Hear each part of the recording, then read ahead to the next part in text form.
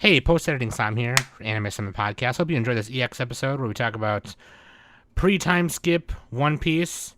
I had a lot of fun reading it, and I had a lot of fun with Noxie and Eagle coming on. Just want to give this disclaimer. Number one, the first 20 minutes of this, there was something happened with the audio, and it just was there's white noise, and it goes away later. So I apologize for that. I tried to click and pop noise reduce as much as I could, and so I apologize for that. But after that, it quiets down and we're good to go.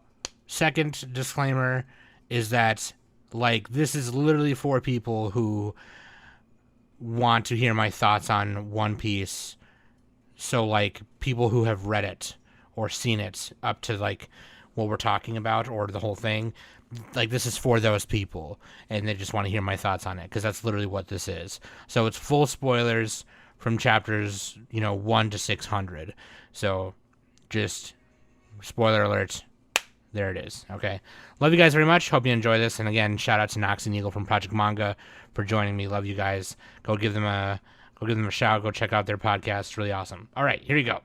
And you find out that he swam butt naked through the calm belt, no weapons. And you're just wait. The place that's literally a wall of sea kings that people can't sail through. It's I just fucking hit the breaststroke through that bitch real quick. Where's Luffy at? And it's sir? And he's awesome.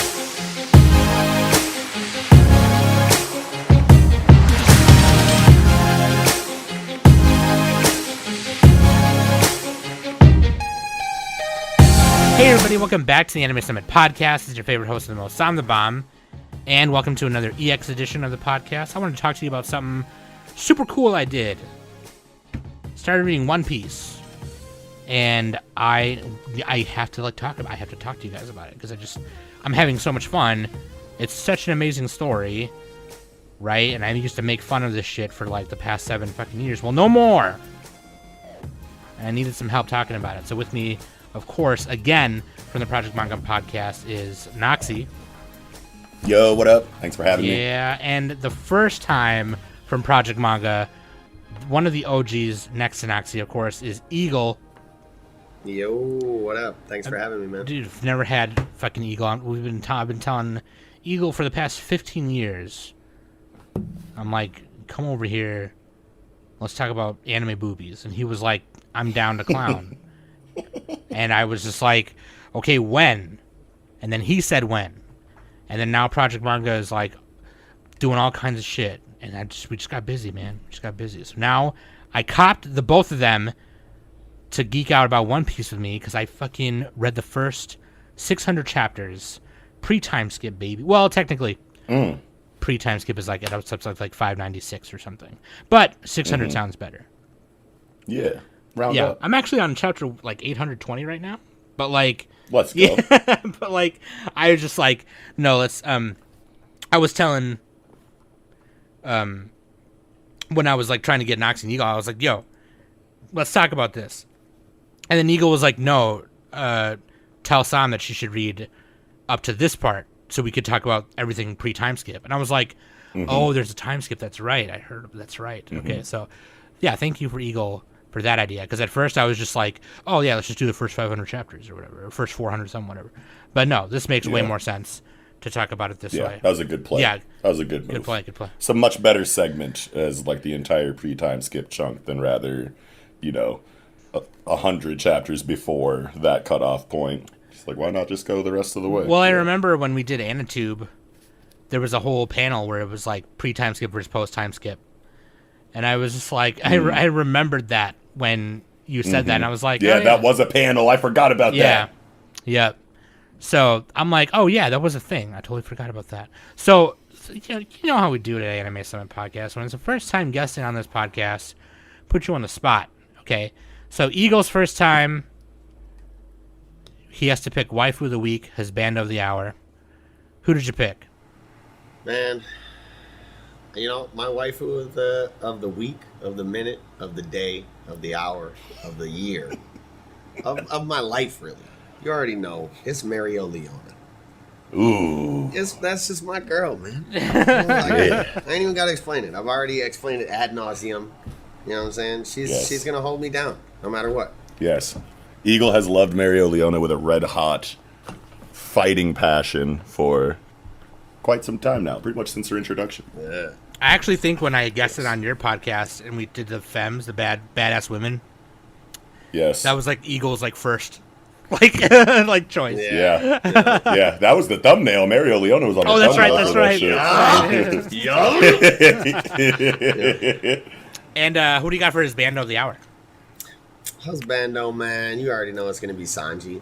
He's about to hold me down. Big Sanji. Help me out. He's going to cook me fire-ass food. Yes. And he's about to fawn over me, man. Oh no. Nah, I'm gonna let you cook. I'm gonna let you Maybe cook. not I was me, gonna go in. I was gonna go in. He might really kick me in the face. But either way, you know what I'm saying? Man, I love Sanji. He's really fucking cool, man. So Eagle, another thing I have to put you on. I have to put you on the spot again. Is when you're a first time guest on here, I make the first time guest tell me, or us, rather, anime you like, anime you don't like or really dislike or whatever, and an anime you can't live without. You can watch it all the time. You need it in your life at all times. An anime I like is, I'll say, Fire Force. Ooh. I like it a lot. Yep. And to the point where I actually kind of include it among a group of anime that I enjoy so much that I don't want to read the manga because the anime is done so well. You're kind of like, you don't want to make comparisons in your mind. You're like, yeah. I mean, I like other, just another one that I include in that is JoJo's. Oh, for sure. Yeah. An anime that I dislike, I will have to say,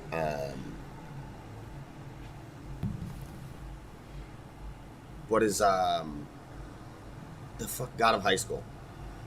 That shit was buns. Yeah, the they didn't do it very adaptation well. was just they just cut too much, of what they viewed as fat out, but like what readers and viewers would view as like crucial story information, right? Yeah.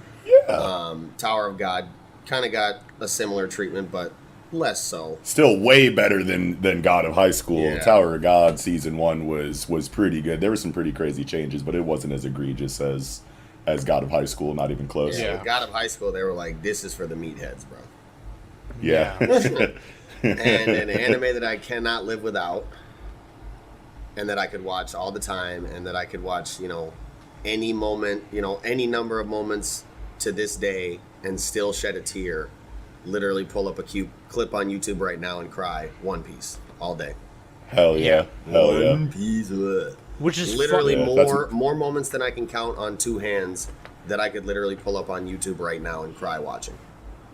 Yeah. It's really funny you say that because someone brought up to me one time, I don't remember if it was Nox or somebody else, but they had said to me like, "Oh, just if you get to a moment in the manga and you want to watch it, you should just go watch that clip on YouTube." And seriously. Yeah. Sure. And so yeah. Actually, you know what? When we get there, I'll tell you when we get there. Because what we're going to do now is we're just going to jump into it, okay? And first of all, let me just talk about this. Let me just mention this really quick, okay? So I want just to answer the question so I don't have to answer it later. But people are going to be like, Sam, what took you so long? Well, for one, at the very beginning of it, not at the beginning of One Piece. It came out when I was a kid, so, whatever. But, like, when I was a kid watching it on Cartoon Network, when it came out during that weird time where they kind of weren't doing like Toonami anymore or whatever, they did Toonami but then stopped doing it. I watched like the first 10 or so episodes, right? And I don't remember them. I remember Luffy setting sail. I remember seeing Zoro for the first time. I remember that stuff. But ever since then, I've just avoided it. I've even avoided it so much to the point where like I didn't know spoilers about it. I knew about the time skip. I knew about some big moments that were like, oh, okay, shit, this is the arc where this happens. Like I knew when Luffy was gonna go into like, gear second or whatever, that kind of thing. Oh, sure. Yeah. You didn't have. Did you have like other like? Did you have anything like super crazy spoiled for you? Like some Marineford stuff. Yeah, I had or- a Marineford thing. No. Yeah. And so just so everyone knows, if you're listening to this now and have not read the first 600 chapters, please turn it off because I'm gonna literally talk about all of it because that's like the whole point of this discussion. But yeah, I had let's just say when we get there, like a really big captain's death spoiled for me. Yeah. So Yeah. Oh. ever no. since then, I've just avoided it because I thought to myself, what if I want to read it someday? Right. And then, of course, I turned into one of those people who was making jokes about it, right? Yeah. They spend all 1,000 chapters looking for the One Piece. They go to KFC, get a 2 piece of biscuit for $2.99. That I made that joke for too long, and I've killed it by now. But and then Noxie came on our podcast with Manga Therapy, which we got to get Eagle on. We got to do another Manga Therapy with Eagle. For sure. Which reminds me. Okay, remind me later. I'm curious. So which is cool because it's just like the Project Manga guys come on and then they just recommend us manga to read, and that's what we do. So I need Eagle recommendation. So that's what I'm saying. But anyway, the first time Noxie came on, he went on this like just really quick 10-second rant about One Piece. He was like, here's why you're a bitch. And I was like, no, that's a really good point though. And then I kind of just forgot about it, right?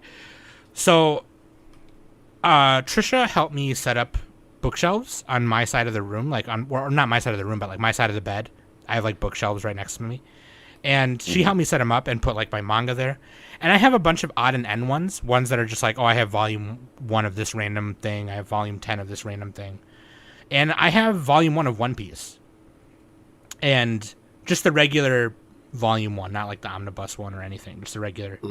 It's got like the gold leaf logo on the front, whatever, and it's just been sitting there staring at me for like the past however many months I've had these bookshelves up, and then I just decided, screw it, let's do it. I don't even care. So then, like a couple months ago, I just decided to read chapter 1, and I've been reading it ever since. So yeah, I don't really know. I don't know if there was really one particular reason that I decided to. I don't know if it was the Project Manga homies or if it was FOMO, or I don't know what it was. Maybe it was the people in my Discord talking about it so much.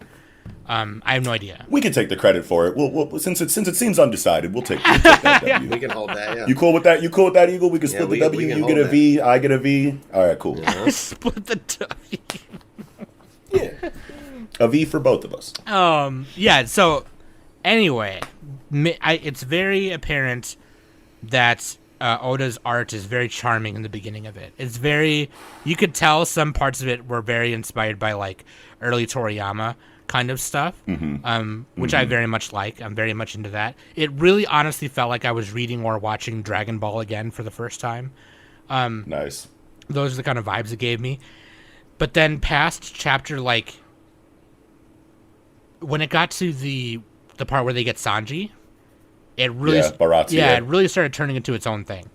Yeah. Yeah. And so I can't speak so much for like, so like I have the list of arcs in front of me, okay? And I can't speak so much for much about the East Blue Saga where they're getting like Zoro and them and all them, and they meet Buggy, and I do really like the Baratie arc where they get Sanji. I do like that because this is the first time where you see like the backstory of a character that's different from like Luffy or Zoro's, which they add more to later on, by the way. But Right. like so far all you get of Zoro is like he had this rival and now he wants to be the best swordsman. Okay. But then here's Sanji, and his whole reason for being who he is like this really crazy thing from when he was a kid, and it was just like, okay, that's really cool. And then it gets to Arlong Park. This is the part that people keep telling me, or they were telling me. They say this is the part that gets you hooked on One Piece. Yep. And in my opinion, I was already getting kind of hooked on it before. One part that really hooked me was Usopp, and the reason why Syrup Village. the reason why he lies. Yeah, it's just like, oh, dude, like, you know what I mean? Like, that was one of the for first sure. times I got a little watery eyed because it was almost like one of those the way that Oda like narrates some of like the prologue things of each story is kind of like it's almost like you're reading it out of a children's book, out of a tall tale book. Yeah, for sure. And I'm just like, the way he told that part was just like it. I felt like a kid, like reading about some crazy hero who did this thing just to comfort the people around him and the people he cared about. And it was just like, all right, Usopp's actually like a really badass character. Like, yeah, it's around Syrup. I think Syrup Village is the first time where the characterizations start getting like really deep and like heartrending. Like Syrup Village, Zeph in the admin in our Discord like just started watching One Piece recently, so I just went through like all of East Blue up to like Little Garden with him recently, and just like rewatching everything is obviously always like nostalgic just because of how like long the series has been going and how far and how long that I've been with it, how far I've come with it and how long I've been with it. When I look back at the earlier arcs, I'm just like, oh, my people, they were youngsters, bright-eyed, bushy-tailed. Like, it's really nostalgic in that way, but like I'd be forgetting just how like deep the writing and the narrative kind of like was in the earlier times. That's why I always tell people, like, if you can, you don't got to reread, you know, all of One Piece, rewatch all of One Piece, you know what I mean? Like, but you should at least, after you get caught up with the series, eventually go back and redo East Blue at least once. Yeah, I already want to, honestly. Like, when I was in Impel Down and all that stuff, going to Marineford, there was a part of me that wanted to go back and reread everything from Syrup Village up, because I just like, I want to go reread this because I just have to, you know. I probably will. Yeah. And I also want to watch the episode of the East Blue, which is like that remake summary movie. Oh, yeah, episode of East Blue and episode of Nami and episode of, you know, all of those, like, you know, high-budget recaps of, you know, the earlier parts of the story. I don't know. People say that the beginning of One Piece is, like, not good or whatever, or it doesn't get good until Arlong Park or whatever. You know, in my opinion, I think that you should be hooked pretty much right away in One Piece because it's good from episode 1. But, like, if you know, are going into it with expectations of, like, you know, other anime series that, you know, you're used to that maybe got shit, you know, cracking in a bigger way as far as, like, spectacle goes, you know what I mean? Like a Naruto or a Bleach or something like that. Like, if you're waiting for it to, like, pop off like that in One Piece, then sure, it won't be until Arlong Park, you know, before it really starts to feel like a contender in the big three in that way. But, like, narratively, like from a storytelling perspective, One Piece is incredible from chapter 1, episode 1, and I feel like most people should be able to kind of like notice that if they're going in open-minded, you know what I mean, and like ready to actually see what the story is trying to do. But a lot of people are just like really meat-headed, can't deal with like, you know, older animation, need those like bright flashing lights and like big attacks early on. It's like, it's probably not going to be for you until around Arlong Park if you can make it there. But I 100% agree with that, because I was hooked pretty much right away, because I went into with the expectation, like, as a child, you know, like, this is my first time watching Dragon Ball on Channel 9, you know, so like I'm just gonna go into it that way because I understand how old this is, and and it should tickle me in that way because I'm a big nostalgia whore anyway. So I was hooked pretty close to the beginning. But now let me ask you this. Well, I guess Noxie kind of already said it, but Eagle, let's say from Romance Dawn up to right before Arlong, what is like some of your favorite moments in that area? And I guess you said Sanji was husbando. Just to dovetail off of the, you know, previous kind of points you guys were making, like, I was hooked literally episode 1, and I feel, you know, looking back, I know what did it for me is literally like Luffy's character. Oh yeah, that's on display in full effect from the first scene, right? Like you can see the type of person he is in terms of like how free he is and the type of life that he wants to live, and through the dynamics that he kind of has with Kobe on Alvida's ship, like you can also see the type of person he is in terms of how he views other people in relation to like their ambition and how they live their lives. Because when Kobe is like acting like a bitch in Alvida's ship, he's like, you're a fucking hoe. Like he literally tells him straight up, like, you're a bitch, dude. And don't like you. And then when he's like, I don't like you. And like when he finally does stand up for himself to Alvida, without even any words or anything, like Luffy activates, protects him, and fucking, acknowledges that and respects that that ambition to be free and to like not live in subservience, Mm-hmm. And so that I feel is what is one of the strongest things in One Piece really across the board is like Luffy's character. And now to answer the question in terms of like my favorite moments, like there's just so many, right? Like obviously the one I was just talking about with Kobe, like that's huge for me. And then even going forward into like just stupid shit, like the scene with the dog in when he's fighting Buggy in on I can't remember the name of the island. Orange Town. But the scene where Town, he's literally like acknowledging and respecting the dog's resolve and shit. Like Yeah. just Luffy's character is what shines through and through to me. Yeah. I love, man, it's crazy. Obviously, like you said, the Usopp moments in Syrup Village where we get, the revelations of his motivations behind the lies. Zoro's thing on the fucking Shell Island, right? The Navy base. Yeah. The way he's kind of taken onto his shoulders a punishment that's not even meant to be his. And literally resolves to like die for it, even though he doesn't think he's going to die. But that's huge in terms of Zoro's character. Man, there's just so many fucking moments. And then Arlong Park is huge. And like you said, I feel like that is the biggest display that you'll get earliest of like what the series really is about in terms of like,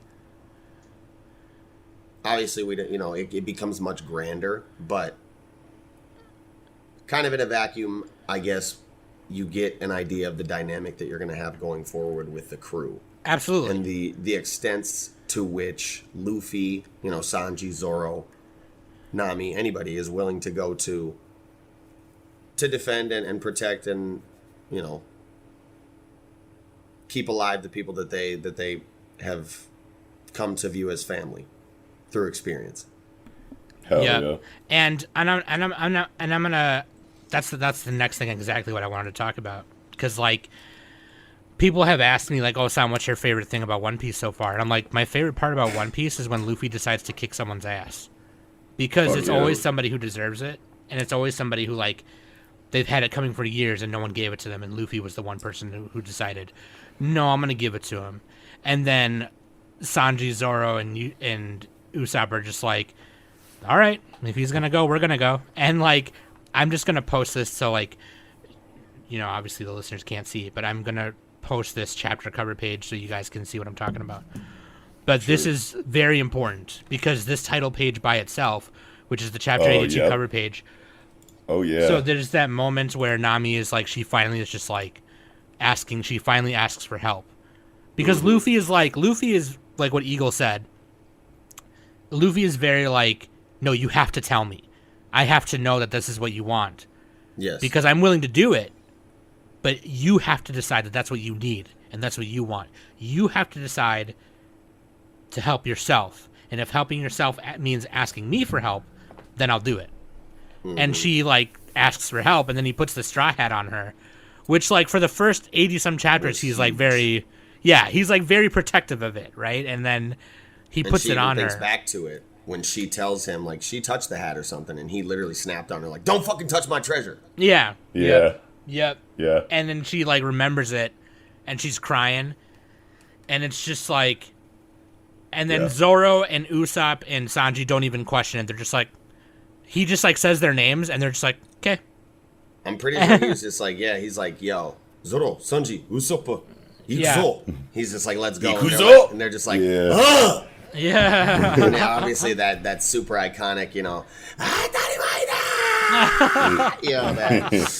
that gets me and then you get gassed up just thinking about it, bro. You get the overtake OST like as they, like start to walk up.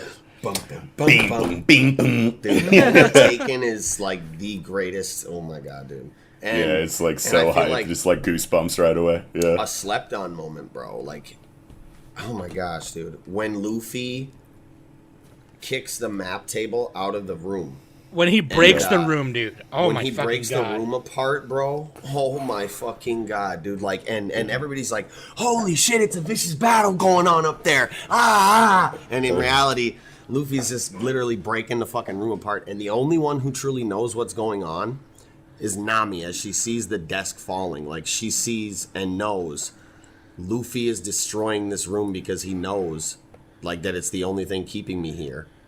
And she, like, literally breaks down into tears. And, like, that moment, oh, my God, dude.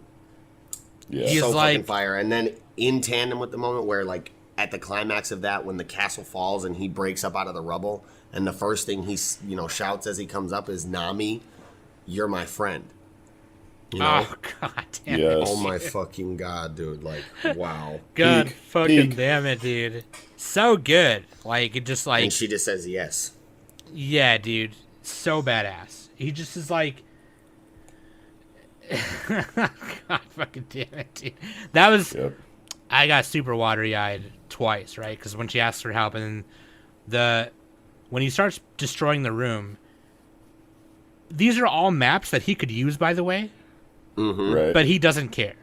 That's It's like, no, we starting with this clean slate. Yeah. Fuck you, Arlong. I'm taking Nami with me, and she's starting over, and we're gonna do it the right way this time, and it's gonna be better than this. he can see that Nami wants to be free like him, and he's just like, I want that.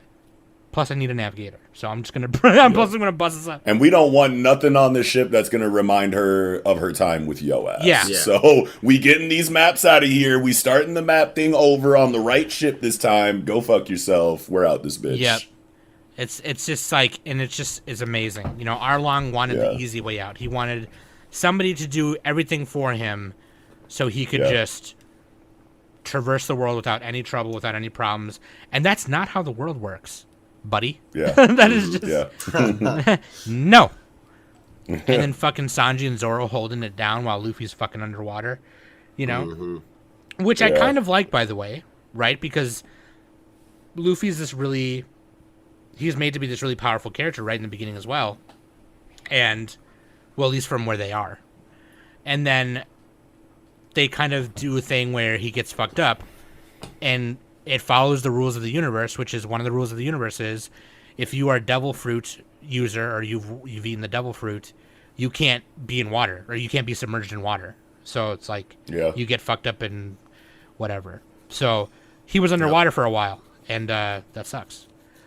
But yeah, that was even just that axe kick, dude. It was just like you felt it. You felt it on the page, and then Oh yeah. I feel like I shook a little bit when I read it. I was like, oh God, what the fuck was Yeah. that? You know? Yeah, But- and Oda's art back then too. It's like you feel it on the page, like because it literally jumps out of the page. You know what I mean? Like there's so much more passion and so much more, time. Maybe not time, but just like detail spent on like the actual aesthetic vibe of the world and the story. Whereas like nowadays in more modern, chapters, like after the time skip, especially. It's been 20 plus years that he's been doing this now, and he probably wants His to get back it done. is And he's hurting, still bro. his back And he's hurts, got his wrist assistants hurts, doing like all the backgrounds and shit. yeah, like all type yeah. of shit like that. Yeah, so there's still passion there. Like it's still his story, and he knows how to tell it, but it's just not the same like young, hungry Oda anymore, and it shows. Yeah. Yeah. Beyond that, right? So I think if you're not hooked by now, I really don't know what to tell you. But I mean, I think you should keep going, honestly. But like, then you get the Logtown arc where they go and visit where Gold Roger was. Yep. By the way, I don't know if I mentioned this, but like fucking the D in the middle of people's names is like. Yeah. I always wondered why that was the way it was before I read anything, right? And I've always wondered why that was the way it was, and I was just like, we're getting to the parts now where we're starting to uncover things about the world. At least I am, in the 800s, and it's just like, oh shit, like The world building is insane by the 800s. Yes. Yeah. The world building starts around, like the real world building for sure, like undeniable. Like this is where the world starts to get bigger. In my opinion, I think is in the Baratier arc when Mihawk shows up. Because before Mihawk shows up, like the antagonistic situation was more like localized bandits and like, lower notoriety pirates that just so happen to be in the area and whatnot, you know what I mean? And they're going after Don Krieg and the Baratier, but then like so is Mihawk kind of at the same time, or Mihawk is in the area because of Don Krieg, and we know that he is the greatest swordsman in the world, and he's been around like more parts of the world than any other antagonist really that we've kind of like seen so far. Well, I guess that's not true, but I won't talk about why right now. But like Mihawk was like the first time a character was introduced that let you know how big this world really was. Yeah, and he literally just floats up on a fucking coffin ship and slices a big ass galleon in half. Yeah, Just casual as fuck. So yeah, wild. and then that's when Mihawk starts talking about like, you know, I think you get the world map of One Piece for the first time in that, you know, stretch of storytelling, at least in the manga. I don't know if they actually show, you know, the map in the same way that they do in the manga and the anime, but like when Mihawk pulls out the fucking like tiny knife or whatever and squares up with Zoro, he's talking to, that's when he starts talking about how all of the, you know, the seas are divided by the, you know, the red line or reverse mountain or whatever, and you literally get that bird's eye view of exactly what the map looks like in One Piece, I think for the first time then. The Grand Line. That's Like, really y'all where are the world guppies. building starts. Yeah, y'all guppies in the Shark Tank. For real, y'all Do are not like, get it twisted. y'all are actual guppies right now. Don't even step Yeah. to me, bro. Yeah, you got a couple W's, you know what I'm saying? Good for you, but we're in the weakest sea, first of all. And let me put you on game a little bit. And you're just like, oh, no, I need more. This is the But yeah. again, Like- but again, one of the biggest strengths in One Piece then shows itself, you know, the character writing, right? Zoro's moment where he fucking is resolved, you know, to die for his dream right there, which in turn, you know, kind of is the impetus to Mihawk acknowledging that. And he's like, okay, like, I see you, I respect this shit. And we obviously get that epic ass quote, you know, scars on the back are a swordsman's shame. And fucking, Oh, so bad. and he acknowledges it, Mihawk's and he's like, like, okay, yo. you know what I'm saying? I'm going to fell you with the world's strongest blade. And if you survive this, you know what I'm saying? I'll catch you on the flip type shit. And fucking, bow! Gives them the devastating cleave. And then I think he notices like right away that that's not going to be enough to kill him. I don't know if he was like legitimately holding back specifically so Zoro wouldn't die when he slashed him, or if it was like, I'm going to hit you with this shit, and if you live, you're cold, and I respect you. I don't remember exactly which one it was, but there's a line of dialogue that Mihawk has where he's like, don't rush to your death too quick, man. You got a lot of potential. I think that's the last thing he says to him before he falls into the ocean. So it makes me think that he specifically didn't cut him in a way that could possibly kill him because he wants to see, you know, the fruit of that ambition and that he made like labor. he made another animal metaphor. Yeah, that's kind of how I took it. Who's like, oh, little frog, fucking go out into the world. I don't know. Sucks. He said something. Yeah, he said something like that. Yeah, he was dropping a couple of animal analogies or whatever in their short little stretch of storytelling together, which is funny when you get like context later for like why he might be speaking that way.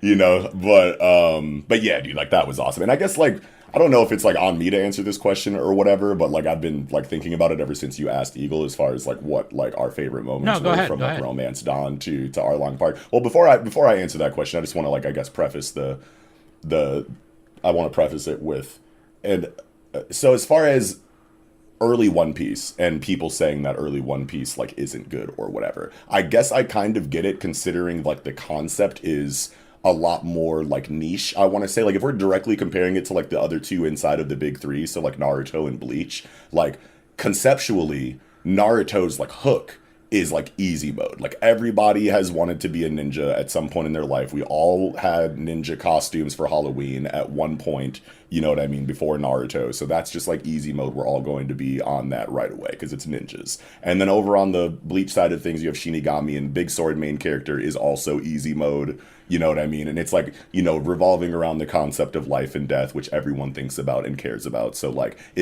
I could see it jumping out and grabbing people easier than a story about literal pirates. And if you weren't that like, you know, Peter Pan or Pirates of the Caribbean, you know, obsessed kid, you know, which you very well could have been, you know what I mean? Like pirates are relatively popular, but as far as like a draw for your series, I feel like conceptually Bleach and Naruto reach a wider demographic easier than One Piece. And then on top of that, One Piece has like, you know, the more cartoonier, goofy, like almost comedy art style and narrative in the beginning. You know what I mean? And for people who are looking for like edgy, badass, like power fantasy escapism, then like goofy pirate comedy, if you weren't already like a fan of pirates in the first place, I can see that being a turnoff for most people. So like I get that.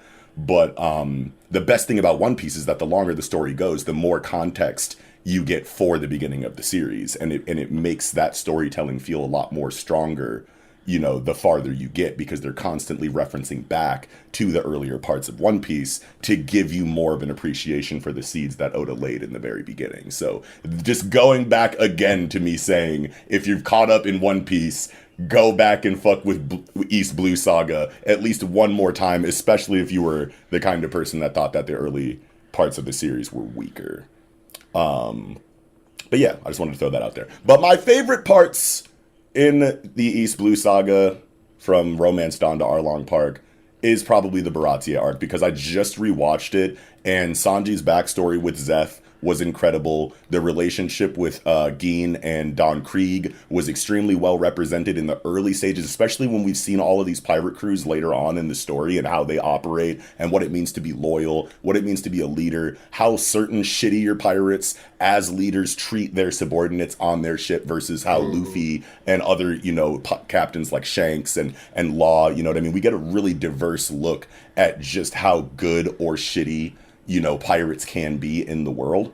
And then going back to the Baratie with Sanji, when we get his flashback and he meets Zeph for the first time, this is before we have this understanding of how pirates kind of operate in the world of One Piece. And up until that point, even though we know that pirate is like the main job of the story that like all of the main cast is going to belong to, they're still doing a really good job of depicting pirates in a very you know, kind of dim light. Like they look pretty shitty up until the Baratie. So then when Zeph boards the ship and takes everybody hostage, you know, everyone hating Zeph and not wanting to be associated with him, Sanji having the, you know, the opinion that he does on Zeph in the beginning makes a lot of sense, because these guys are effectively terrorists to people that aren't pirates, and nobody's going to like that right away. But then finding out that Zeph and Sanji shared the same dream of finding the All Blue and them being stranded on the island together, and there's a huge difference between what happens with Sanji and Zeph in the anime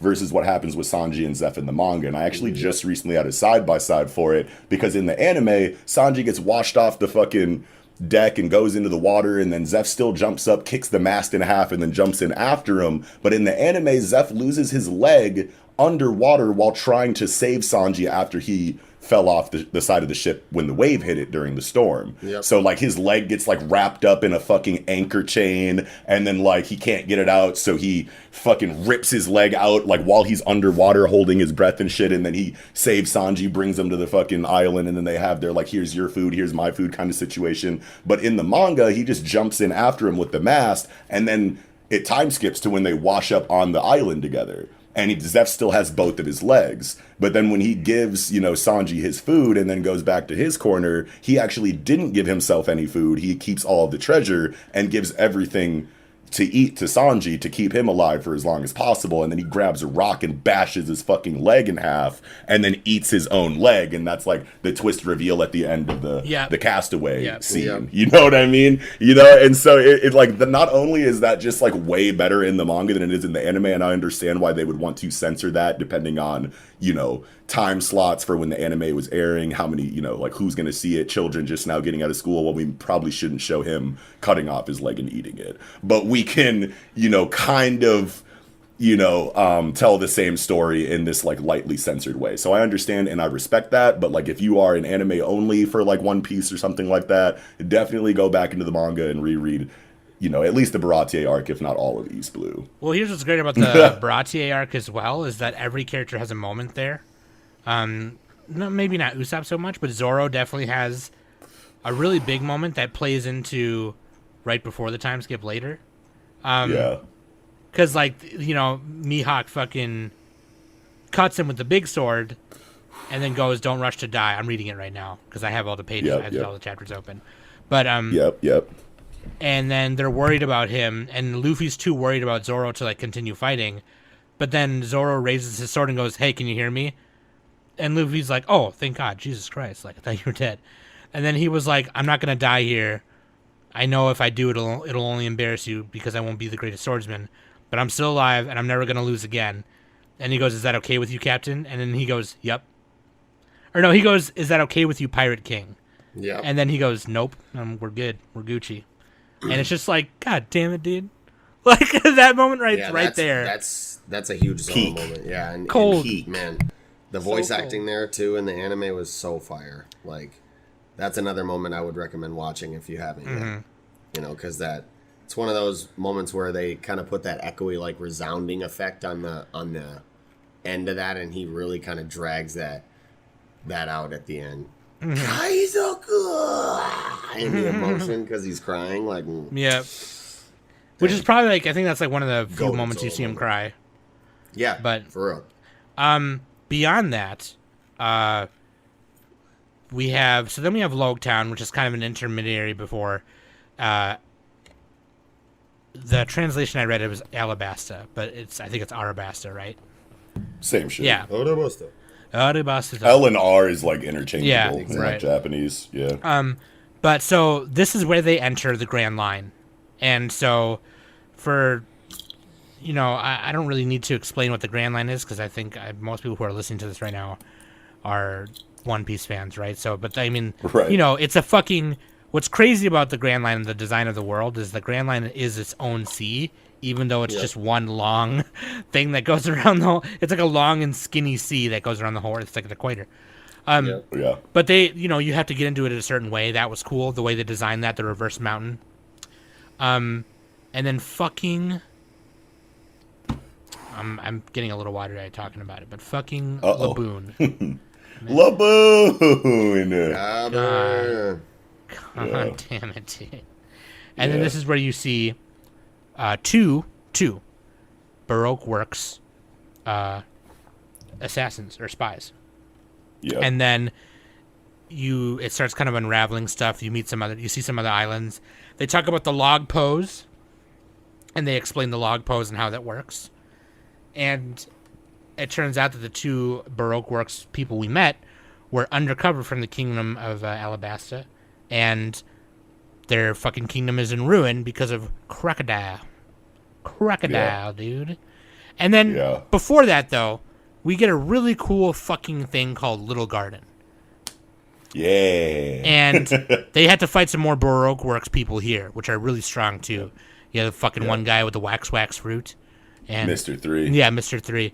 Which, which, by the way, in the translations I was reading, now I'm reading a different version, which is way better.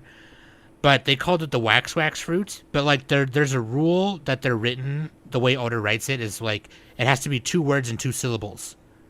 So, like, Luffy's is the Gomu Gomu, and then Ace's is the Mera Mera, or whatever, right? So, like, but in the early American Viz translations, or whatever, it was just like, they just said whatever it was.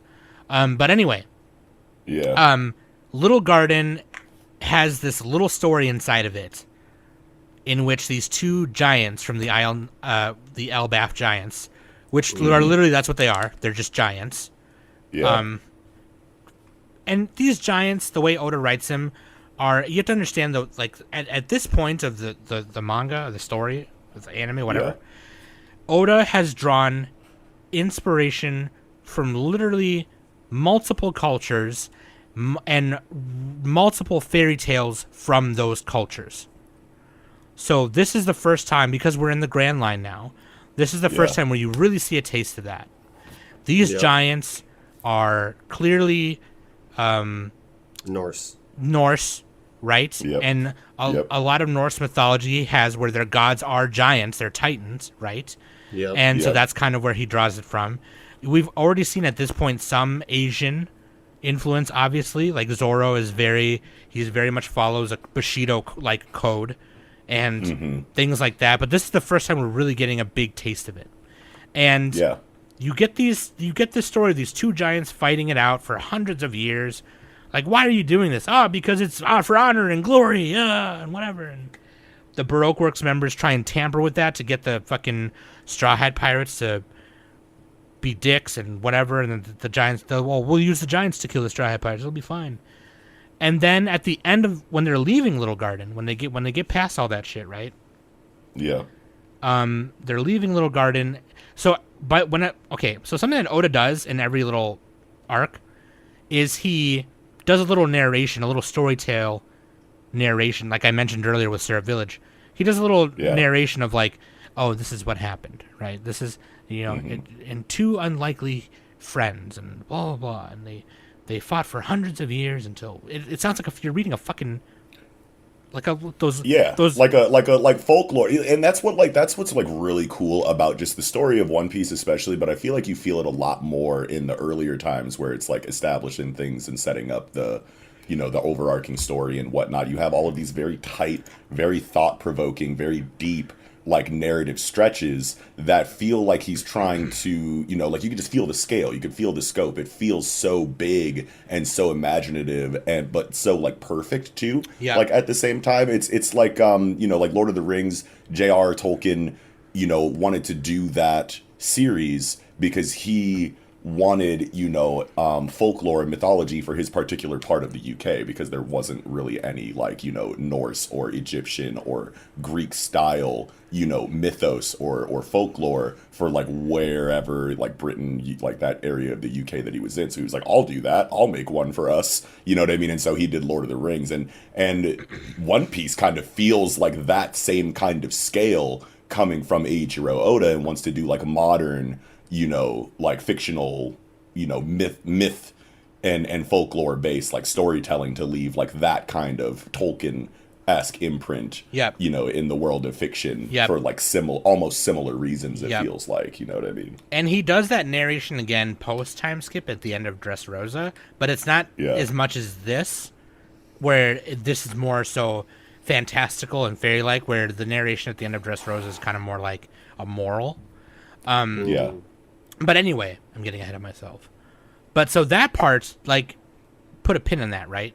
The fucking giants of Albath in Little Garden. Mm-hmm. Then we get to Alabasta, and then this is the first time where we see a theme here of somebody sneaking their way into a position of power and abusing it for their own whatever fucking wants, right? Yep. And then we start seeing how the world government kind of operates here. We start seeing that somebody because he's part of the Seven Warlords, right? And which is under the watch of the Marines. Yes. Yep. Government sanctioned piracy. Yeah. Government sanctioned piracy, and this guy is using that position of power given to him by the world government to overthrow this kingdom, get them to kill each other, and then use the power underneath the castle, which he finds out he can't use anyway because he's an idiot. But like, and then just fucking, this is the first time you see it's like, oh, okay, all right, I see what's going on here. So you're telling me that the pirates are the good guys? You know what I mean? It's like, yeah, exactly. Yeah. And you really do get a good idea of like the scope of like the world, like the world building really starts to explode in Alabasta, because not only do you get the world government shit and you get an idea of how that operates at the end, where they cover the whole thing up and make it look like Smoker was the one who fucking took care of it all. Mm-hmm. Yeah. But you also get Robin. You also get the fucking first poneglyph that we see, right? Yeah. We also fucking learn about Pluton, right? Yeah. And so it's like you start to get these hints about like, oh, what the fuck is an ancient weapon? What the fuck is this hieroglyphic fucking cube that she's reading? Like, yo, this shit is like way deeper than I thought it was. Yeah. Way deeper. And like this government, like they got the cover-up situation going. And I believe that's when you start hearing about the Void Century as well. And so you're like, this cover-up goes back 800 years? What the fuck is going on? What the fuck is the Void Century? And something that I kind of skipped over too, I totally forgot. But right before the Alabasta arc, the Drum Island arc, where they get Tony, best boy. Oh yeah. A fucking reindeer who ate the human fruit. Yes. It wasn't some guy who turned into a deer. It was a deer who turned into a fucking Tony Choppa. Tony. Best boy, dude. Fuck you, dude. Fucking Tony is my Best boy. doctor in One Piece. Prove me wrong. Best doctor, dude. And it's funny too because that little red carpet interview of Jamie Lee Curtis came out, and she was like, "Oh, I'm a big fan of One Piece or whatever," and they're like, "Oh, the live action Netflix is coming." Really? Yeah. So like, she was on the red carpet for some movie or show. I don't remember what it was, and they were like, "Oh, what do you do in your downtime or whatever or something?" And she mentioned watching One Piece with her daughter, and she was like. They were like, "Oh, like, who do you like in One Piece?" Because the person who was interviewing knew what she was talking about, and she was like, "Oh, I love this character and this character," and they're like, "Oh, well, the live action's coming out. Do you want to play? You should be this in the live action." And she's like, "Oh no, I'm way too old to play that character. But you know who I'd love? I'd love to play Kureha." Oh wow! And now I just can't unsee Kureha. Like I can't see Kureha without thinking of Jamie Lee Curtis. But no, I need Dr. Kureha, Yeah. Jamie Lee Curtis now. That's like so good, actually. fucking Tony's mentor, or mentor after, Heated look. Yeah. And so Yeah. the reason I bring up Drum Island real quick is not only because it's Tony, best boy, but also it's the first time that the will of D is acknowledged. Yes. Yeah. Monkey D. Luffy, and Yeah, that's when Kureha's like looking up at the moon and was like, I can't believe this is happening right now. This that Willa D shit Yeah. or whatever. Monkey D. Dragon. When's the last time this moon was like this or whatever? Something like that. Yeah. Gold D. Roger and Porcus D. Ace, which his last name is, he changed it because he didn't want. Don't forget about Jaguar D. Saul, too. Yep. Yep. Yeah. So that is like, that's important, right? So, but to what Eagle was saying, like the you're finding out all this stuff. This world is like, okay, no, we're really, this world building is happening right now, and it's way bigger than just pirates sailing the seas. This is fucking the fucking feds on a cover up bullshit. You have the Seven Warlords of the Sea, which is the government sanctioned bullcrap happening, and Right. and you have pirates, and you have almost kind of different factions of pirates, and they each have similar goals but different. Yeah. And it's just like you kind of are almost afraid to begin liking a character because you don't know if like they're gonna be something you can get behind or not. You know what I mean? Yeah. And I love that because it's making me anxious. Right. You know, and it's just like That's how you do stakes, right? We always talk about like stakes in like fictional storytelling, and I'm of the mind that believes that, real stakes that you can feel in a story is a combination of uncertainty, tension, and legitimate worry for the well-being of the characters that you care about. You know what I mean? And if you don't have those things, then it's just going to feel like, okay, here's the next threat, and all of our people are going to deal with it, and there aren't going to be like, world expanding ramifications or consequences. It's just going to be, the gang made it through and now we're resetting and ready to go for the next arc and whatnot. And that is fine or whatever. There's nothing inherently wrong with that if you're not trying to build a world on the scale of One Piece. But what makes One Piece's world feel so living and breathing is the fact that there are so many characters that you get, kind of focused on, and they have so much agency. They have so much dimensionality to them because you get to know like what all of their motivations are, who they are in alliances with, who they don't really like. Maybe they were in an alliance with someone else before and they broke up for, one reason or another. All of that stuff gets explored so often in One Piece that before you know it, you have all of these cogs, and all of these wheels turning for this overarching plot with so many variables and so many, different perspectives that you legitimately care about, because it's also interesting following those side characters and their ambitions and their progress towards the same goal. So now it feels like you're in the world and a part of the journey to go find One Piece. And who is going to get it first? What are they going to accomplish on their way there if they do fail? And how will that affect the overarching plot or the main cast of characters that we're following? And that uncertainty of not knowing what's going to happen next, but knowing that anything could be interesting, is what makes the world feel alive in One Piece. Yes. And that's where the stakes come from. Yes. In my opinion. Absolutely. And well, even and I'll tell you this, right? Like when I've seen the cast of characters a few times, just chilling on social media and on the internet, I've seen, and I didn't realize who Nico Robin was when she first came on, when she debuted her in her chapter, right? Or in the Alabasta arc. I was like, oh, that girl looks familiar, but I don't know who that is, but she looks important because she's like the right-hand dude of this guy and whatever. And then at the end, she's like, hey, let me come with. And it's like, oh, shit, okay, that's this character. Okay, cool, sick. I love her. She's amazing, and she's really hot. So, like, yeah. But, like, that's one of my favorite moments, by the way, is Luffy does this thing, because Luffy's also an idiot. As much as we love him and amazing he is, right. he's also a goober. And so, like, Zoro and Usopp are like, I don't trust her, dude, fuck her, right? And Sanji, of course, is being Sanji. He's all like, oh, so beautiful, Nico. And then she does her fruit power, she does it with the hands. She can make limbs come out of stuff. And she puts them coming out of Luffy's hat.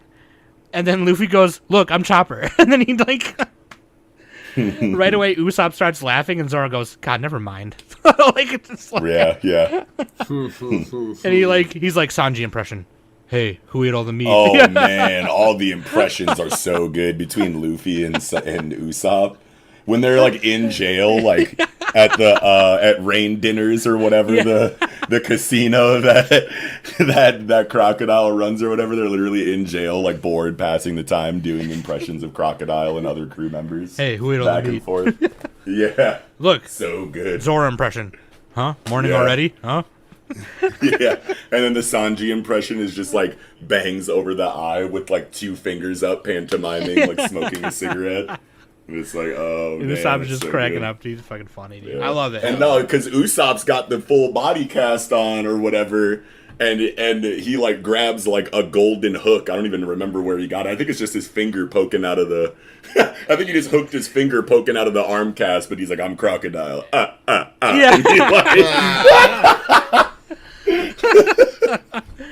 Oh, I'm like, yo. The comedy in this, like, in One Piece, by the way, is hilarious. It's just, like... Yeah. It's because each character is so silly. Yeah, like, right. I don't know how Oda does it, but, like, he has made a really badass group of characters. Yeah. And they're so badass. They have so many badass moments, but they equally have as many goofy-ass moments. Yeah. Even Nico, you never see the comedy face on Nico's face, really, ever. Yeah, She's very... it all comes from her dialogue. She'll comes... just get, like, super emo and dark and macabre suddenly. Yeah. Like, whoa! They're like, oh, I wonder where Nami is. I hope she's okay. And then Nico will just be like, yeah, I wonder if on her way up here she might have got torn limb from limb by some sea sharks. And they're just like... And everyone's like, yo, chill?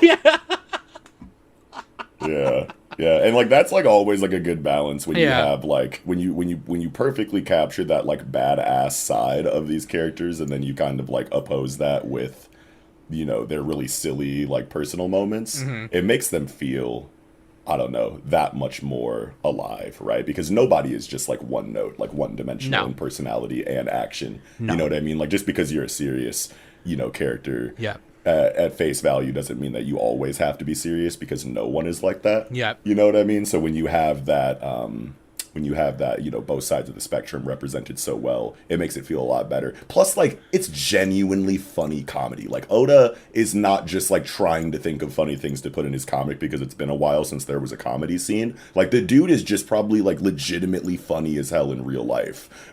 Right. And he's just, like, probably, like, modeling these characters after people that he actually knows, like, doing things that, like, real living people would actually do in certain situations of comedy, so it feels that much more organic and real. And, like, that's what matters more than whether or not the scene was actually funny to you.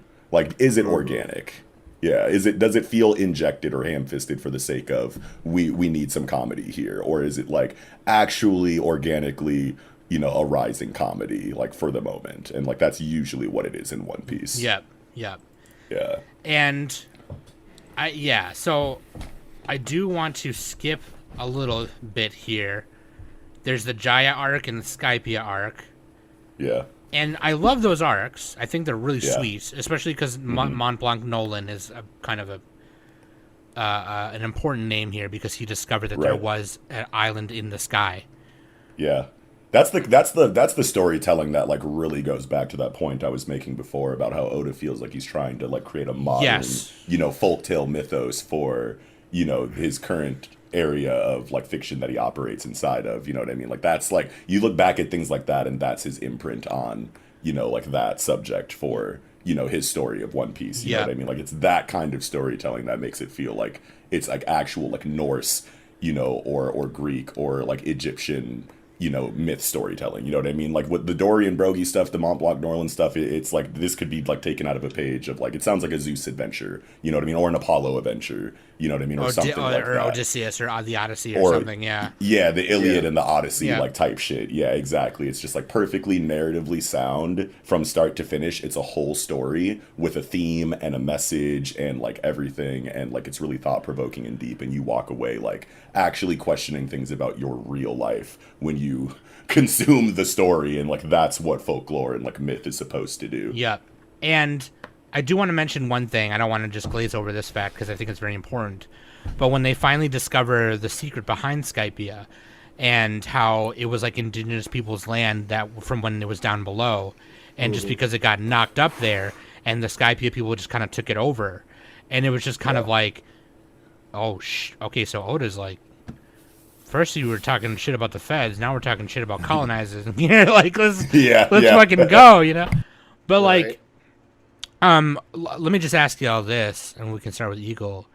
What? And I think this is like the first time you see like, oh no, this is not right. No, we don't see that until Water 7 or yeah, never mind.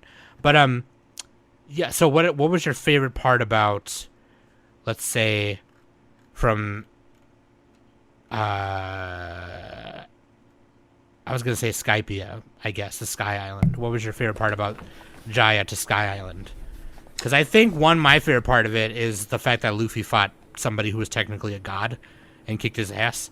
But like, you know, I also really like the backstory between that and how they had all this. It was like a city of gold, right? There was they kind of were like these indigenous Incan people almost, and then Nico reads the poneglyph thing that they have, and that's when you kind of realize, oh here's another one, dude. Holy fuck, you know, and we get the inscription from Roger there as well. Yep.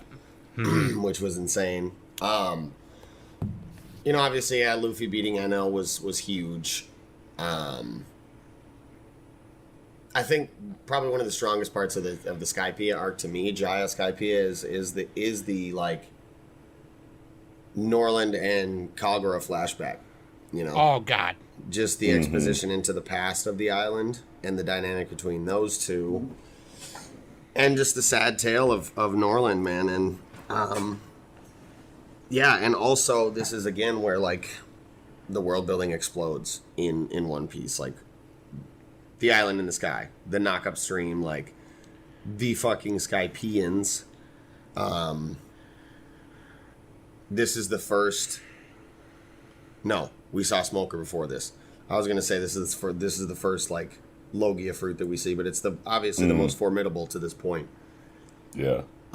Yeah. I think it's it's Smoker, Ace, and then Enel. Those are the three that we have by the time. Yeah, they're like elements. Yeah. Yeah. Yep. But yeah, I think I don't know, the strongest part of Skypia as a whole to me was like the whimsy, right? Because it is an entirely different feel, like you guys said, like where it goes from that.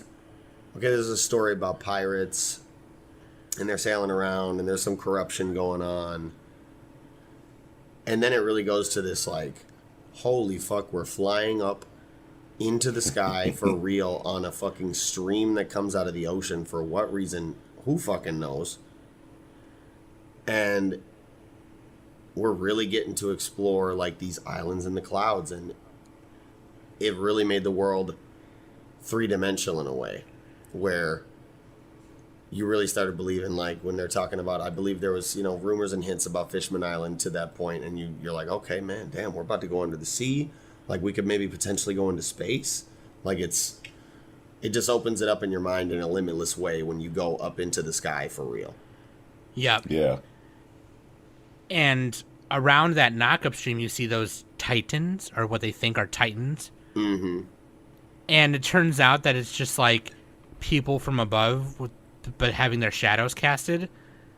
And then after Luffy beats Enel, he was like, okay, I'm gonna do this for Nolan, because his like descendant is at the other part of the Jaya Island below. And oh god, did I cry right there for real? When he rang the bell. Yeah. Yeah. And here's the great part about that though, and here's why Oda's fucking crazy. Because the knock-up stream, just like Eagle said, is like this really fantastical thing that shoots them up on a sky island, right? The sky island is fantastical on its own. But Oda later, like when they're doing the exposition stuff, he explains scientifically how the knock-up stream works. And it's like, oh, okay, so that wasn't just some like force of nature random fantasy thing. It was like a real thing where there's a underwater cave way deep down below, and gas builds up so much that 5 times a month this thing bursts. It's like a fucking underwater volcano that's so hard that it shoots. Oh my god, what? What? Yeah, makes perfect sense. It does. Even in pseudoscience is always so strong in One Piece. Yeah, dude. Right, and like that's the kind of stuff that just narratively makes it feel like a puzzle. You know what I mean? It's like you have all of the elements coming together and working together. It's like the gas builds up under and it shoots you. The knock-up stream shoots you up to the area that you can't get to by any normal means. Like it all just feels so perfect as far as like a folklore story. Yep. It's literally got like everything. Like if you go back and look at any, you know, known folklore or folktale things, like, and you break it down as far as like elements that are in the story, like you can find a lot of overlap between One Piece concentrated folklore storytelling like Norland and Skypia, and then you can just, you know, apply it to like any known folklore story and it like will feel very similar on a side by side. Yep. So these next few parts, I kind of want to, and I don't want to super skip, like if we could just kind of talk about it like we talked about the Skypia one. But, you know, we have the Long Ring Long Land arc with the Davy back fight, which is hilarious. Yeah. And I had to ask some friends about this because I didn't quite understand. Well, I did understand, but I just wanted to confirm that that's what Usopp meant when he said it. But they have to box. Luffy has to box this other guy in a thing called the Davy back fight, and he makes him put on this afro.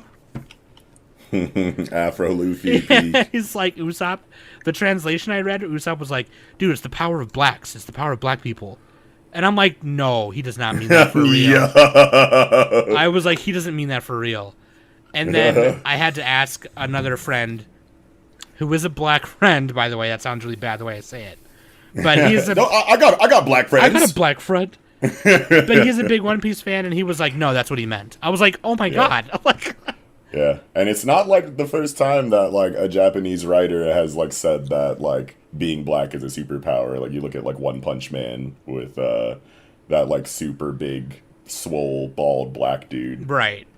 Or whatever his name is. I can't even remember what his name is off the top of my head right now. Hold on. Super swole black Super guy. swole black dude. Oh, you're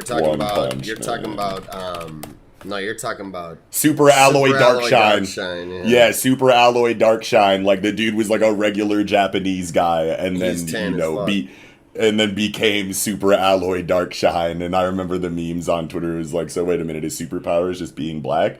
All right, we'll take that. Being black is a superpower. Fuck it, let's go, Japan. Well, I thought it was that he got like super incredibly tan, like that's why he's dark like that. But he's just something like that. It was some awkward, explanation for it or whatever. But he's not a black man. Yeah, he's a Japanese dude that now looks like this, and with the lips and everything. And it's just like, okay. Well, then he reminded me too that Usopp is half black, and I kind of didn't know that. And then he was also like, well, technically, it's kind of a good stereotype because, black people are better athletes. And I was like, okay, there we go. I'm not going to say anything, but that's pretty funny. Yeah. So then you can agree. It's played out in One Piece too, like, Alabasta, like, because of the kind of interchangeable nature between R's and L's in the Japanese language, like, you could really say, like, that's Arabasta. And all the people in Alabasta look like they live in an Arab culture in the Middle East. So it's right. Okay, yeah. What are we doing here? Arabasta? Yep. What are we talking about, Oda? Yeah, what do you mean by that? Yeah, what do you mean, you people? I never like thought about it human. like that. I've never like had a conversation about the difference in the Arab or the Alab, pronunciation of that or whatever. But that makes perfect sense. That makes a lot of sense. Yeah. But Yeah. Especially especially since Sam earlier said that in a translation she saw it as Arabasta. Yeah. Arabasta. Mm-hmm. Yeah. So we have the Davy Back fight, and then they win the Davy Back fight. And then we get to Water 7, which we discover is this really awesome island in which it's kind of like this neutral town of people where ships are built. It doesn't matter if it's for a pirate or for a marine or whatever. They just build ships, and they build them so well that they're just fucking amazing. And this is where you meet Frankie for the first time. Yeah. Super, by the way. Super. And we learn about a group called CP9. Yeah. Okay? The fucking feds, bro. Yeah.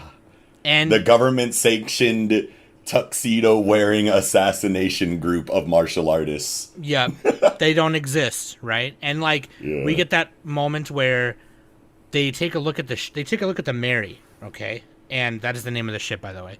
Obviously, you know that. You're listening to Mary. Yeah. And it's damaged, and Usopp doesn't want to let it go, and then we have that big moment, and then he becomes Soga King and whatever later on, and it's really funny. That whole thing was crazy, right? Because then they start revealing a bunch of stuff. This is where you find out that there's more of these weapons that Eagle mentioned earlier, right?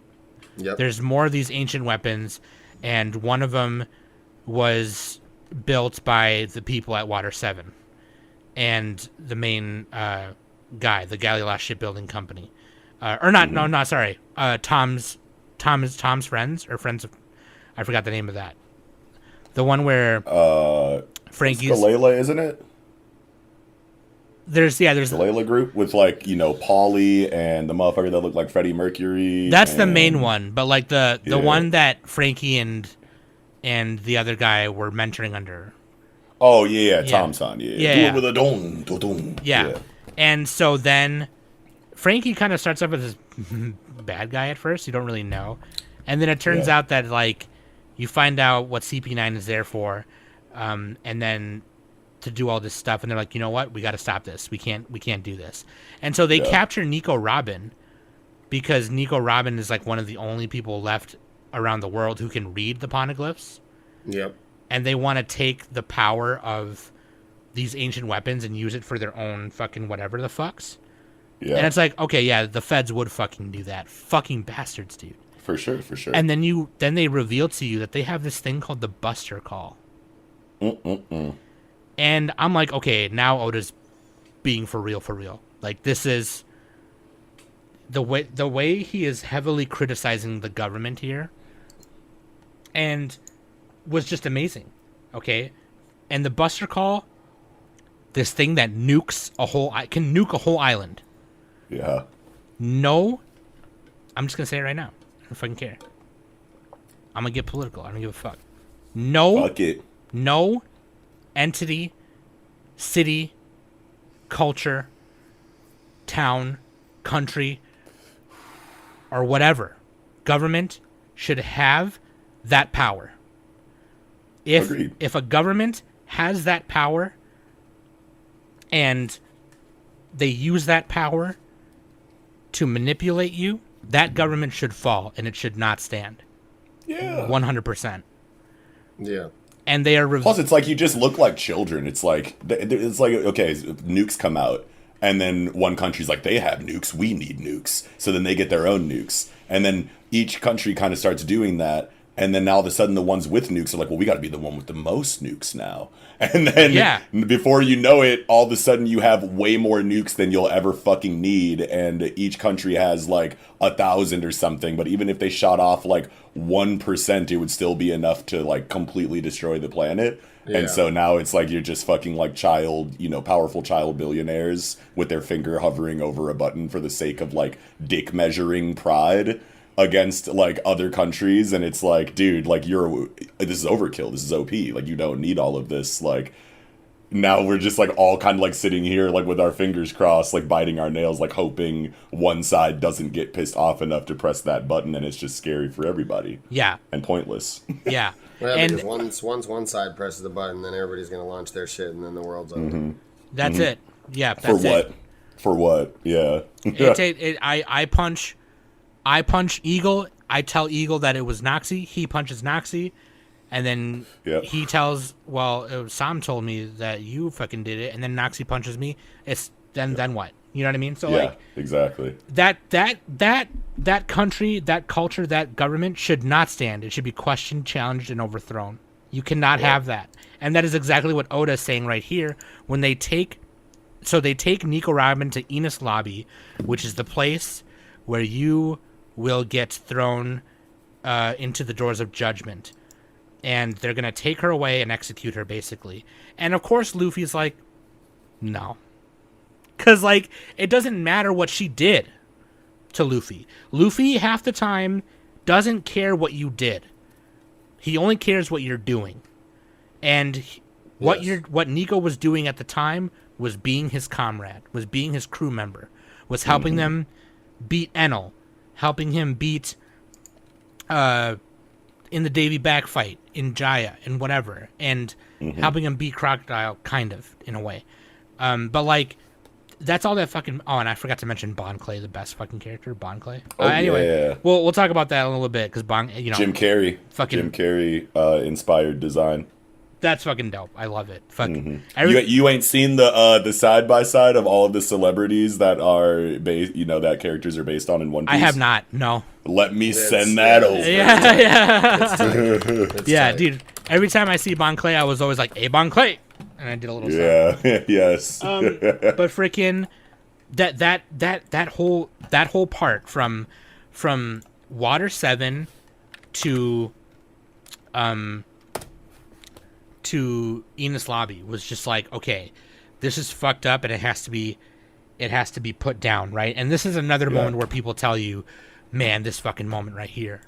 Yeah, this is the arc. Nico is willing to like die because she's just like, this is the only way I could achieve my dream of reading the history of the world, because whatever reason, right?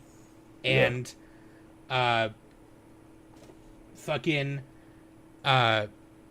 they go and rescue her, and she's like, just let me die. Fuck you guys. And Luffy's like, tell me what you want, because I know that's not what it is. We're here to rescue you. Just say you want to live. And she breaks down crying and is like, I want to live. And then fucking... And Usopp is still Sogeking at this point, by the way. He doesn't want to say it's him. Sogeking. Yeah, he doesn't want to say it's him because... Uchinuki. Yeah. Yes. But, oh god, I have to look at this later. Oh, fucking Eminem. Yeah. Dude, Joey Jordison. There's actually two Jim Carrey references. You have Jim Carrey, as Ace Ventura representing Frankie's character. And then you have, him as like basically his regular self representing Bon Clay's character design. Yep. Or whatever. Or maybe it was him from a different movie or something. Maybe Dumb and Dumber, I think it was actually. That's Jim Carrey from Dumb and Dumber next to Bon Clay, and then Jim Carrey as Ace Ventura next to... For Frankie. And they both have the same voice actor, by the way. Hilarious. What the fuck does this have fucking Killer as Daft Punk? Yeah. What the fuck, yo? I'm dead, yo. That's fucking hilarious. Yeah. And it's funny, too, because Django, the hypnotist from Syrup Village, originally, because of his moonwalking, I thought was a Michael Jackson reference. But I find out it's Mick Jagger, and it's like, oh my god, that makes so much sense. They just had him moonwalking, so I was like, oh, that's Michael Jackson. But then Michael Jackson comes back later as a reference in somewhere that you might not actually be at yet. Oh wait, no. You definitely have seen Fishman Island. I'm past it. Yeah, so Hody Jones, was actually Michael Jackson, and I'm just like, oh my god, they're so bogus for that. 'Cause it's spot on. Yeah. Right. Yeah. Anyway, that's actually messed up. Yeah. But oh wow, George Clooney iceberg. Okay, sorry, continue. Fucking Hulk Hogan as Whitebeard, dude. I see that shit. Yeah. Is that Lawrence Fishburne as fucking Mr. Five? No, that's Lenny Kravitz, actually. And then, oh my god, there's Stevie Ray Vaughan as Ace. I never even knew that. Oh my god! It's actually sick. That's so good. It's actually dope. We could be on this for literally ever. Yeah, so. I gotta post that image in the description. Yeah. But yeah, dude, and so they rescue Nico, and one of the greatest moments, one of my favorite moments ever happens, and the guy, the head of Cypher Pole, the CP9, is like, you see that government flag? That represents all the justice in the world and represents your downfall and represents that we control the world and that we're gonna do this, and I have the Buster Call and blah blah blah. And then Luffy, Spandam's goof ass. and then Luffy's just like, oh okay, Soga King, shoot that flag down. Yeah. And then he doesn't even question it. He goes, okay, and just burns it. Roger. No Yeah, he questions said he asked. okay. You okay? Yeah. And I so good. And I repeat, right there, he declares war against the world government. And I repeat, that government should not stand. It should be questioned, challenged, and overthrown, just like that. Yeah. And 100%. And that was super tight with Usopp too, because like that was the first time he really got to flex, you know, while not being unsure and like scared of himself. Because when he's Usopp, you know, the fucking cat's out of the bag. You know, everyone can like see, you know, him for who he really is, and he's this timid, scared, shy guy, and everyone knows that he's like that. But when he puts the Soga King mask on, he can be a different person, and his true nature can kind of come out because he's hiding behind that mask. And that's when you get his sniper skills by shooting down the flag. And then they're like, hey, shoot that guy who shot down the flag, and they're shooting with fucking rifles from across the fucking bridge to the Judiciary Tower that he's standing on top of, and their bullets can't even reach him because he's that far away. Bullets from a rifle cannot reach him because he has that much distance on him, but he's still hitting them with his slingshot rounds that are coming entirely from arm strength. No combustion, no gun, no rifle, just swole Usopp shooting fucking bullets from that far away that bullets can't even reach. And that was just like one of my favorite moments of the entire arc. so good. So good. The amount of when they were running across the bridge, right? Yep. Badass. Yeah. And so that arc, I think, is very important. And then we get the Thriller Bark, right? Okay, now we're fighting more Warlords of the Sea here. Fucking Gecko Moria, right? Spooky Island. And this is where we get to meet Brook, probably one of my favorite characters, Skullface Johnson. Let's go. Yes, Skullface Johnson and Oda with the fucking Hail Mary callback to Laboon with fucking Brook was insane. So these callbacks right here, dude. Okay, let me tell you, because I fucking skipped this part too. When they were raiding Enos Lobby, and there were two giants guarding the door, and they were like, "Well, we're only doing this until our two fucking captains come back from fighting each other." And they're like, dude, they stopped fighting each other already.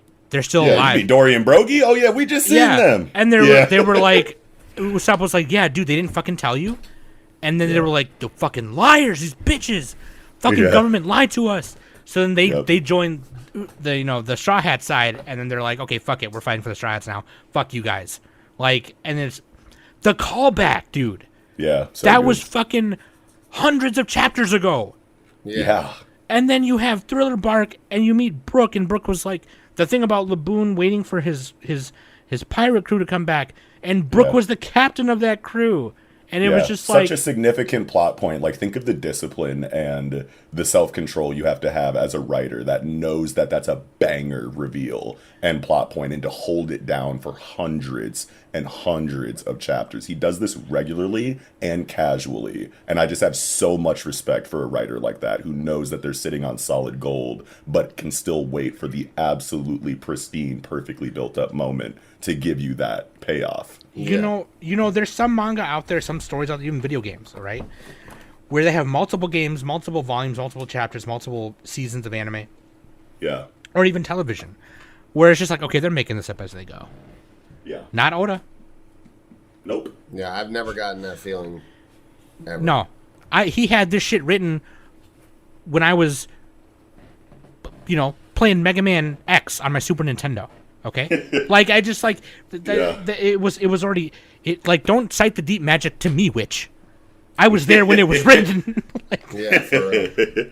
But then Thriller Bark, I will say this. Let me ask you your favorite part. So I'll tell you my favorite. My favorite part is these little ghosts that this one girl weaponizes, and when they go through you get really depressed. Yes. Fucking, she sends these ghosts. It's like, and Zoro's like, okay, well, if you want to be a bitch about it, I'll fucking kick your ass. And then the ghost goes through Zoro, and he's like, it just cuts over, and he's like on the floor, and he's like, I want to die. Like, Yeah. maybe this best swordsman in the world shit is not the move. yeah.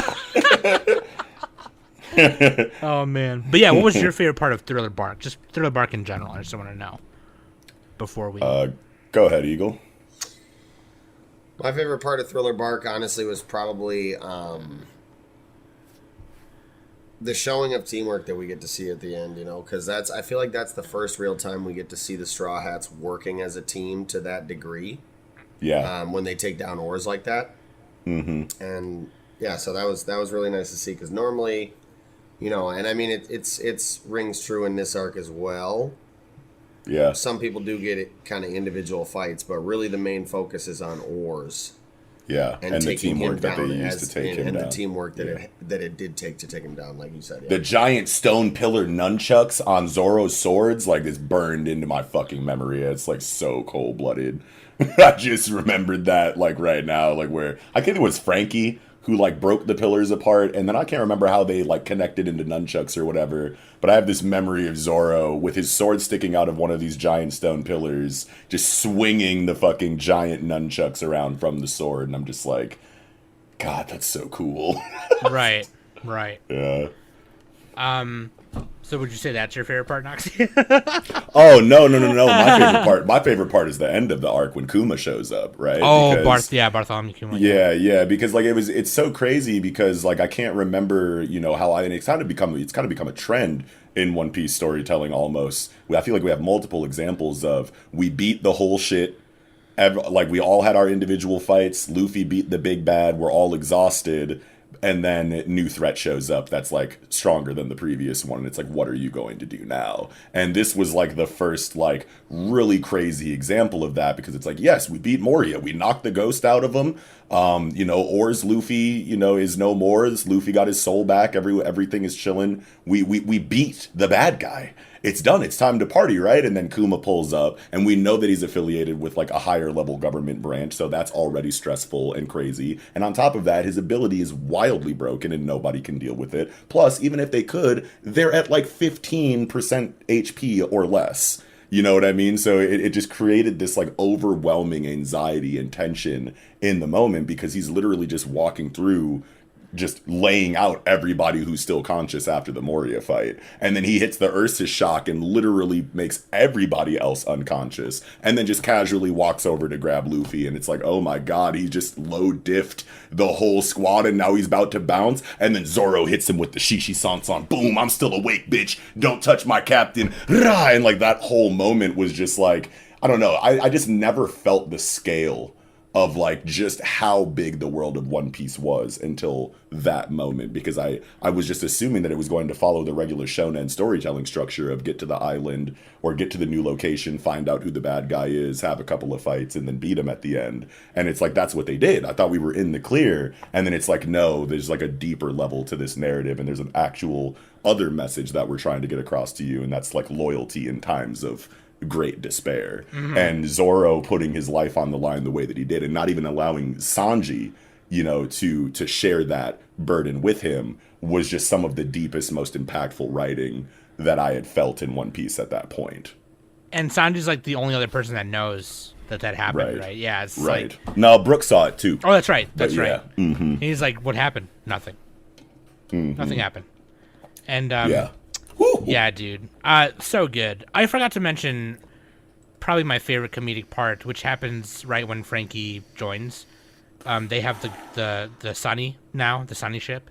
Yep. And so they're out just like right before Thriller Bark, and Frankie goes, "Hurry, take in the sails." And Nami's like, "Hey, are you sure, Frankie?" And then then we see Frankie with his arms up, and then we see Luffy, Usopp, and Chopper with their arms around each other laughing really loud. And Frankie goes, "Stupid bastard, trust in the ship." And then Luffy goes, "That's right, trust it, stupid bastard." And then Usopp goes, "You bastard, stupid bastard." And then Chopper goes, "You bastard." Yeah. And it's like, wait, who were we originally talking to? Who's like the bastard here? And then Zoro's in the background going, "You fucking help out, you assholes." Yeah. Oh, man. Good. Stupid bastard. Trust in the ship, dude. God. Fucking dummy. All right. So now we see they go to the Shabani archipelago. Yeah. And this is where they discover, okay, so in order to get to the New World in Fisherman Island, we have to coat our ship and get down below, because Fisherman Island is an island under the sea. It's in the sea. Nope. That don't happen. They don't get to do that, because they are now dealing with the... What are they fucking called, dude? The really high up government, the Royal... The Celestial Dragons. Yeah. Tenryubito, Yep. Assholes. Fucking worst of the worst, royalty. Yeah. These are the people lining the pockets of the Marines. Yeah. Okay? These are the lobbyists. These are the fucking rich, the rich elite. And they fucking are fucking buying and trading slaves. And they discover this mermaid there. And Hachi from Arlong Park. And they're like, yo, they're going to sell this fucking mermaid. And so Luffy's like, we're not going to let that happen. Fuck that. Because it's going to take like 2-3 days to coat the ship to go underneath. And they're like, dude, okay, don't make a scene. Don't fucking hit the Tenryubito. Don't hit them. Don't do anything. And Luffy straight up punches the fucking most important one there. Yeah, because so iconic.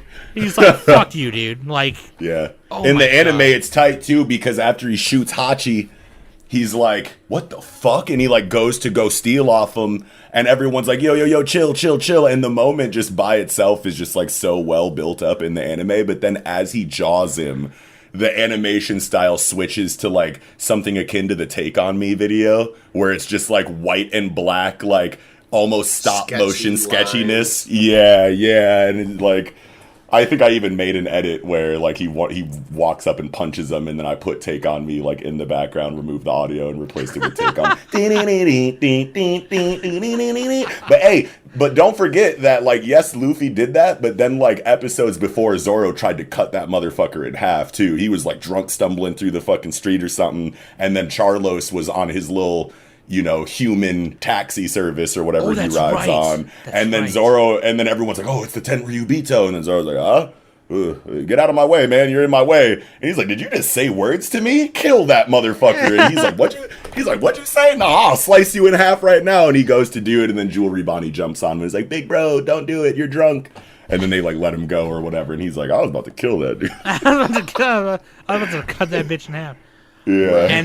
And so at the end of this, it's really bad, okay? And then Bartholomew Kuma shows up, and now we're starting to... We saw the first measurement of power with Mihawk fighting Zoro, right? Mm-hmm. Then we saw it with CP9. Oh, shit, these guys are... Holy shit. Mm-hmm. Now we're really seeing the measurement difference of power between the Straw Hat crew and these people who work for the Marines. Yeah. And the Celestial Dragons. Yeah. And it always hits so much harder to know that, like, the higher up the ladder you go, maybe not the higher up, because inside of the Marines, obviously, their hierarchy is very much based on power, and the higher up you go, the stronger Marines get. But then, like, the world government all the way at the top running everything is people that are legitimately physically powerless. Like, these Celestial Dragons can't fight, and have maybe not even ever, like, touched another person with their bare hands before. Like, they're that protected and sheltered, and it's like, that's who's fucking running everything from the top, basically. Right. Like, yeah, that's like, that contrast always like makes it hit so much harder, because it's like, my people down here, bottom of the totem pole, got all the heart and all the power, and they are nothing to people who literally just say words and have things done for them. Yeah. It's just like, oh, that's so frustrating. And so this is where we meet Rayleigh as well. Yep. And he was someone who sailed on Goldie Roger's ship, and he introduces another power system called Haki. Yeah. And which they kind of mentioned a few places here and there before. Because I think Luffy did it accidentally at one point before as well. But like, then Bartholomew Kuma shows up, and it turns out that his power is not just making people disappear. He's literally pushing them with the force of like 15 million farts. I don't know. It's fucking just like, he just shoots you to the other side of the world almost. And so everyone gets split up, and then this is where Luffy figures out that Ace has captured his brother Ace. And Boa Hancock, that scene with Boa Hancock and them fighting in the arena, and they have those marks on their backs. Yeah. And Luffy covers the back of the one chick. And she's like, wait, we're fighting. Why are you doing this? And he's like, that has nothing to do with our fight right now. Right. And I know that you like are kind of self-conscious about it, I can tell. So I'm just going to plug you real quick. Don't worry about it. Don't mention it. And we're moving on. I remember showing that to my friend and the people in my Discord. I was like, Luffy's a god. He's a god. He's a guy I want to worship. Like, he's Perfect amazing. character. Perfect character. And then, so, like, Boa Hancock, the leader of the fucking island, is like, she turned these people to stone because they betrayed her by taking care of Luffy. And she's like, okay, you can't be that, like, fucking pure-hearted. Let's do this. You can either save them, or I can get you a ship off this island. Because Luffy's just trying to get off the island. He's got to meet his crew. And he's like, okay, well, then save them. Yeah. And then I was like, Luffy's a fucking god, dude. He's amazing. He's amazing. Yeah. Beautiful. And fucking she starts falling in love with him, and it's so fucking funny. He's like, there was one of the tightest moments ever inside of the Amazon Lily arc, because that's when Rayleigh pulls up at the end and you find out that he swam butt naked through the calm belt, no weapons. And you're just like, wait, the place that's like literally a wall of sea kings that people can't sail through. It's like, yeah, I just fucking hit the breaststroke through that bitch real quick. Where's Luffy at? And it's like, sir? And he's also like the only man that is like allowed there before Luffy. Like, it's like, okay. Yeah, fucking Boa Hancock. She looks down on you so hard that she looks up. Like, but so funny. I just love when she's like, yeah, Luffy, I can give you any ship you want. And he's like, okay, thanks. And she's like, he thanked me. Is that a marriage proposal? It's like, oh my god, dude. Get out of here, lady. But so then we get to Impel Down, okay? Impel Down is the worst of the worst. Think like, Alcatraz or Guantanamo Bay. Tartarus. Yeah, Tartarus.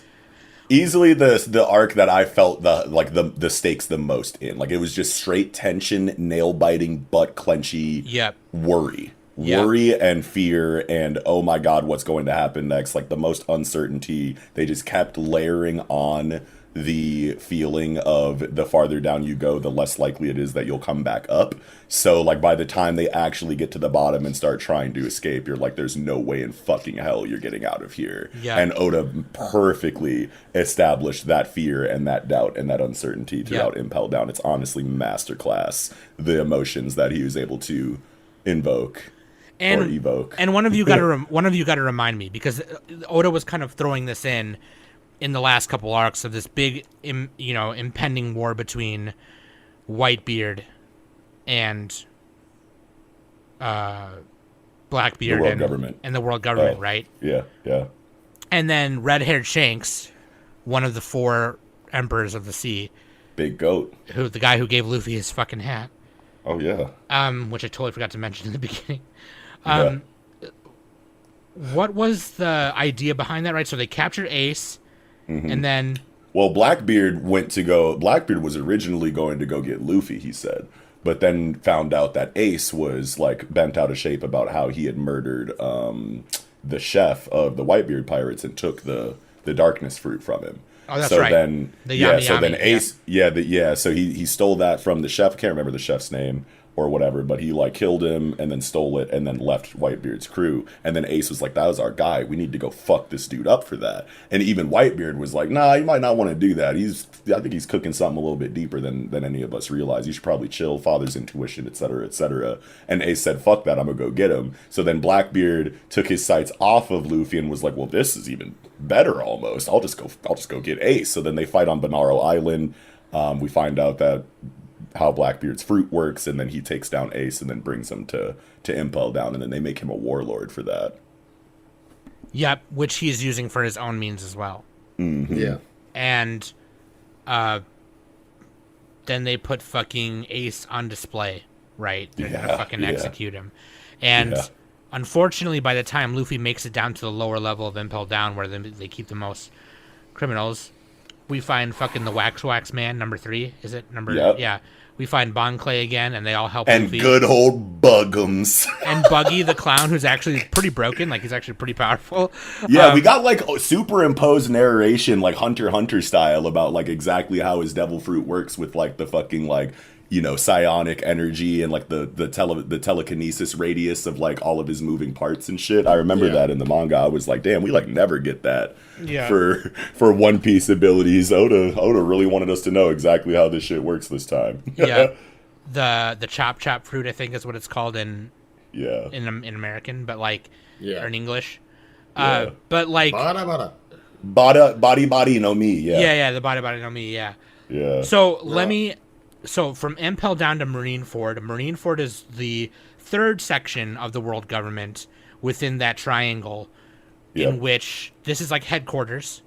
This is where they're going to execute Ace. Yep. And I need to ask you guys, because let me tell you something. It's like a blur to me, right? And that's why I needed the re-summary there. Because that was so emotional and hard. From Impel Down to Marineford, even to the post-war part, was so... There was a part where I was like 2/3 or halfway through Marineford, and I was like, you guys, I have to stop reading. I can't. Yeah, this is too much. This is way too much. My heart's beating out of my chest. I can't clench these cheeks anymore. Right. And Boa Hancock helps, because Boa is one of the 7 warlords, and they're going to have a meeting about the whole thing. Luffy sneaks on through Boa under her robe, and that's how he gets in. I got to ask you guys, what's your favorite parts about Impel Down and your favorite part about Marineford, the big war? Man, my favorite part from Impel Down was just the sheer level of dread that was created from Magellan squaring up with Luffy and just having Luffy in his sights, because that devil fruit that Oda decided to give the warden of this prison was so perfectly scary that it legitimately had me like, okay, I know this is the main character, but like, this is too much. Like, I know that everything is going to eventually work out, but I could not for the life of me figure out exactly how it was going to happen. And that mixed with the idea that there should just be no way that Luffy can contend with this just made that entire stretch of storytelling so stressful and so compelling for me, because like, you can't even be in the same room as this motherfucker. Like, if you touch him, you're poisoned to death. If he touches you, you're poisoned to death. If none of you want to touch each other, Chloroball will fill the room with mustard gas. And it's like, what is going to happen right now? And then Luffy legitimately loses that fight. And it's like, well, I wasn't expecting Luffy to lose ever. You know what I mean? And it's like, I mean, he kind of already did in Shibandi when Kuma like sent everyone off. So it was just back-to-back losses in a story that I was so positive was going to be focusing on the triumphs of the main cast, because it's so big. It's like, how are they all going to lose at once? How are there going to be back-to-back losses? Like, this is like a 30-year story. We got to get to the end. Like, I was just like not ready for the amount of dread that came from Magellan's presence in that arc. So that's my favorite part. His fruit was anti-Luffy. Almost 100% was anti-Luffy. Yeah, he can poison you to death on offense or defense. Like, that's fucked up. Like, you have to be a long-range energy cannon user to fight this dude. And, like, even then, it's like you can't even get the distance you need because they're fighting in an enclosed prison. So you have to be close to this motherfucker, even if you're a long-range fighter. And, like, that was just so brilliant. That power measurement we saw at the end of Shibandi is still very apparent here. This is not something where you can just go in, break in the prison, get Ace, and leave. Right. This was... No, it's you versus some godly people here, and it's fucking still, it was, exactly, the fucking dread. And Eagle, Luffy's fighting style, even though, you know, he can do long-range attacks because he can stretch, like, his physical body still has to hit you because he's a brawler. So it just makes it that much worse. But go ahead, Eagle. What's your favorite Impel Down part? My favorite part of Impel Down, honestly, is probably the fact that Bon Clay was reintroduced, right? And, you know, we got to continue to explore the dynamic between Luffy and him, and, you know, what that eventually culminated to at the end of the arc. God and damn like, it. Even during the arc, like when he's riding or dying for fucking Luffy, Yeah. And Some then, of the like, best at the end of villain the to arc, ally writing that I've ever seen. yeah, and at the end of the arc, when he fucking sacrifices his freedom in order to let them get away and Yes. open the gates of justice, like, that shit slapped so fucking hard, man. And Yeah. that's After yet another meeting- moment that I could pull up right now and watch and probably cry watching it. After Yeah. meeting his like idol Ivankov, too, Yeah. like his Anakama idol, and it's like, ooh, okay, let's hold on a sec. Get a little watery-eyed. Uh-oh. Yeah. That's something that I love so much about One Piece is that like it's a thing, you know what I mean? In shonen storytelling, I want to say specifically more so than a lot of other areas of manga creation. Like in shonen manga, you get a lot of this dude was a bad guy, antagonist, villain, we whooped his ass, and now he's kind of on the team. You know what I mean? Like that is like an established thing, you know, in Eastern comic book fiction. So like the way that it's done in One Piece, though, is that it feels so much better because it's such a long story. You know what I mean? So it's like if you were a villain 300 chapters ago and now you're an ally, so much character writing and story writing has kind of happened in the meantime that it feels a little bit more believable that someone can change that much. You know what I mean? Like if you go into a shorter story and you beat the bad guy and all of a sudden they're a good guy 3 chapters later, it's like that's kind of jarring a lot of the time. But in One Piece, they can get away with it because it's such a long story. And I just appreciate the fact that Oda understands his lane so well and knows like how to capitalize on all of the things that are either considered strengths or weaknesses in his story. He uses that and capitalizes it in ways that just make the story better. Yep. Yeah. And yeah, no, I agree. I'm with Eagle there. I just that, and I've said it. I love Bon Clay very much. I love the queerness with Ivankov and Bon Clay, and that's another reason I love Bon Clay a lot as well. And he just like the whole healing part where Luffy was healing also was just like, and Bon Clay is just screaming for him, and it's just like, God, Yes. so good, So good. And it just now we have to go fight this war after all that. Are you fucking kidding me? Because now we have to go get Ace at Marineford because they already transferred him there. They were too late. And so now here comes this big war, and then Whitebeard shows up, and fuck, dude, God fucking damn it. Yeah. And you think too, like, okay, now Luffy's coming face to face with the world government, but his crew is not even with him, right? Which is fine, I guess, but not really. But like, you know, he's got a bunch of other powerful people with him, like Ivankov, and then he forms a short alliance. Yeah, Jinbei is awesome, man, because Jinbei is like, no, I was a I was a fucking one of the 7 warlords, and it sucks. Okay, it's dumb. Yep. It's bullcrap. They're full of crap. And then Whitebeard shows up, and then Whitebeard's like, all right, don't get in my way, then let's form an alliance. And Luffy's like, yeah, I'm gonna save Ace. Fuck you, okay? Yeah. And this is the part I was mentioning earlier that was spoiled to me, was Whitebeard's death. I knew something happened to Ace. I didn't know what. So I thought that happened later. Sure. I didn't know what happened now. Yeah. There's this thing in One Piece called the Vivid card, Yep. and it points to like where you are. So like like Noxie lives like north of me, right? So if I had his Vivid card, it would point that way. Yep. And I didn't know that it dissolves when you died. Yeah, dude. And so they symbolize it when Ace dies. They symbolize it by, I mean, obviously they show it, but like the first thing you see is it disappearing. Yep. And it's just like, okay, I guess I'm just fucking cry in my room for like the next week, I guess. Yeah, for real. You know, like, I'm just like, that was like a shonen death where I was just like, I was not okay, right?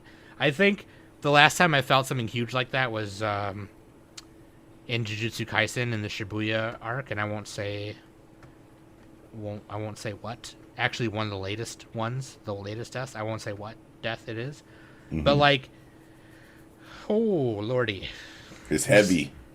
I was not ready. Yeah.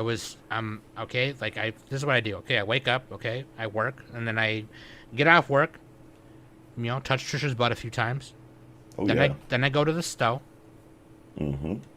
and then I come home, I record with y'all yutzes, and then I go to sleep. I lay down with my iPad, with my manga app, and I read One Piece.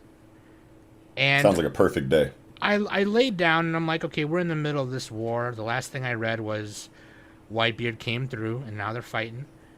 And then I read Whitebeard's death and Ace's death in the same night. Ooh. And that was not good. That's just like, I couldn't stop thinking about it. Yeah, I should have waited till a Friday night or something, because the next day at work, while I was working, all I wanted to do was just go back and read and finish reading and read the post-war stuff. And yeah. What was your favorite parts, y'all's favorite parts about that war, the Marineford arc? Oh, God, there's so too many. You gotta go first, Eagle. I mean, fuck. Yeah. There's so many, right? Fuck. It's just like the warlords, for one. It's the first time we see them like in full effect. Yeah. They're like they're all there. They're doing their thing, you know. I mean, obviously we have a couple of them that are doing their own thing. Yeah. In terms of like Boa Hancock and Mihawk, but like we get to see them really in full effect and kind of what types of characters they have behind them, the ones that we haven't seen at least. Like obviously we had dealt with Moria. We had an idea as to who Mihawk was. We dealt with Boa. But the rest were like a mystery, and so yeah, that seeing was them together as a cool. military force, yeah, seeing them together as a military force, yeah, like meeting Whitebeard, like, and his full force of a crew, and seeing like that power dynamic established, like that power gap, you know.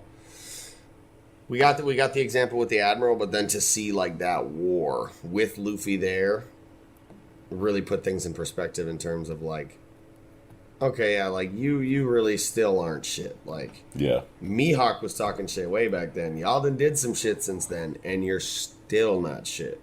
Yeah, I didn't even think about that. Yeah. So that was huge to me. Like this, I don't know. And there's so much, and obviously, the death of Ace was, I don't know. That was fucked. There's no other way to put it. You know? Yeah, like you were safe, and then you talk shit about your dad, and you turned around to go die, and it's like, dude, no, we were in the clear, we were on our way home. For real. I think pound for pound, my favorite moment in Marineford has to be One Piece does exist. Yeah, it's just so fucking crazy. Like,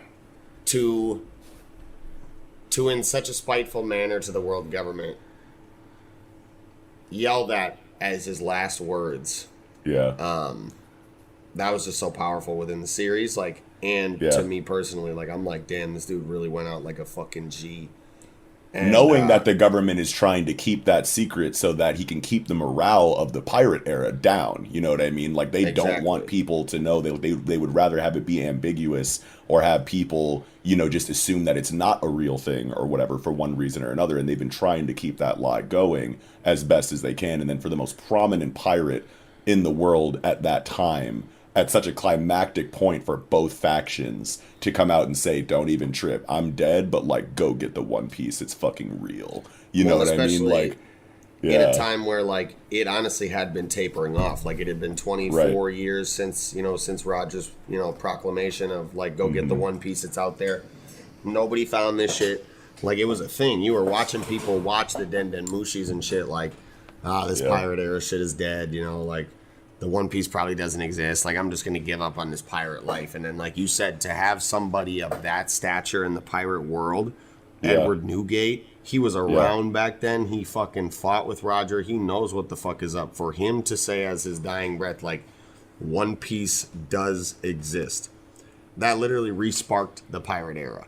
Right after that, we get, like, post-war, a bunch of fucking panels of these people rushing back out to the sea like, oh, he said that shit was real, bro? We're back on bumpers. Like, let's get it. You know what I'm saying? Yeah. And he knew, Sengoku knew that shit right away. As soon as he said that, I believe, like, the very next panel was like, fucking Sengoku. Kisama! Like, you fucking bastard. You fucking motherfucker. Like, he literally knew how powerful that statement was. And so, yeah, I mean, pound for pound, that's got to be That's got to be my favorite moment, man. I still get goosebumps just thinking about that shit, man. God Yeah. damn it.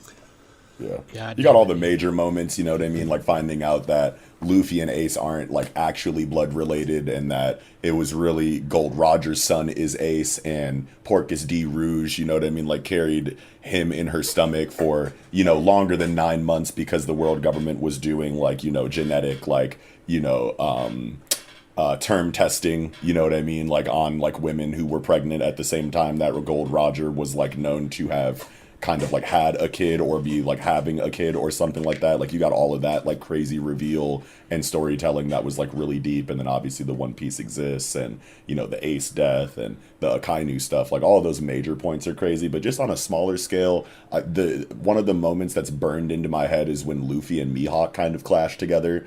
And the last time we saw Mihawk, you know, get active for real was against Zoro, and we saw how overwhelming that was. And that was like less of a big deal of a moment than this, obviously. So Mihawk really isn't playing games on this battlefield, one, because, you know, the world government is literally watching him and like that's his like job right now is to work for them, so he can't like skimp in any kind of noticeable way, so he has to go hard in these moments, unlike in the Baratier arc where he saw an ambitious swordsman and decided to teach him a lesson. The situations are wildly different, and Mihawk is showing way more power on this battlefield than he ever did in the Baratier, so he's that much scarier. And he runs into Luffy and Luffy's like, I'm about to hit this motherfucker with a bazooka, and he goes to rear it back and launches it at him, and then he has like a fucking like clairvoyant premonition of like what will happen to his arms if the bazooka connects, and it just shows Mihawk just cleaving his arms in half with no difficulty. So he's like, oh my god, no, and he like has like a fight or flight response of like impending death and shoots his arms into the ground like just in front of Mihawk instead of actually trying to connect the attack. And Mihawk was like, okay, he must have known what would happen to him if he tried that shit. Good. And then just keeps it pushing. And I'm like, oh my god. And then he like sends a slash at Luffy. And Luffy like Matrix Neo dodges it like backwards just by a fraction of a hair. And then the energy wave from the sword slash slices the tidal wave that Aokiji froze like in half effortlessly. And you're like, oh my god, that would have splattered you. Like that would have literally deleted you if it connected. It's just like that, those kind of moments in the war like stuck out to me from like a combat perspective. I also really like the moment in which we got to see Luffy and Ace fight next to each other for a little bit. Oh yeah, so Badass. good. And then of course we get the flashback of Luffy and Ace growing up together with Sabo. And, oh yeah, peak. And then Monkey D. Dragon coming through. And then you figure out that Monkey D. Dragon is Luffy's dad. You found that out after in East Lobby when you met Garp. That's right. Yeah, because, oh yeah, Garp, his grandpa, who just beats him up all the time. Hilarious. Yeah. He's like, okay, I'm leaving Luffy. Okay, bye. Yeah. Be more sincere than that. Why? Every Yeah. time you see me, you just beat me up.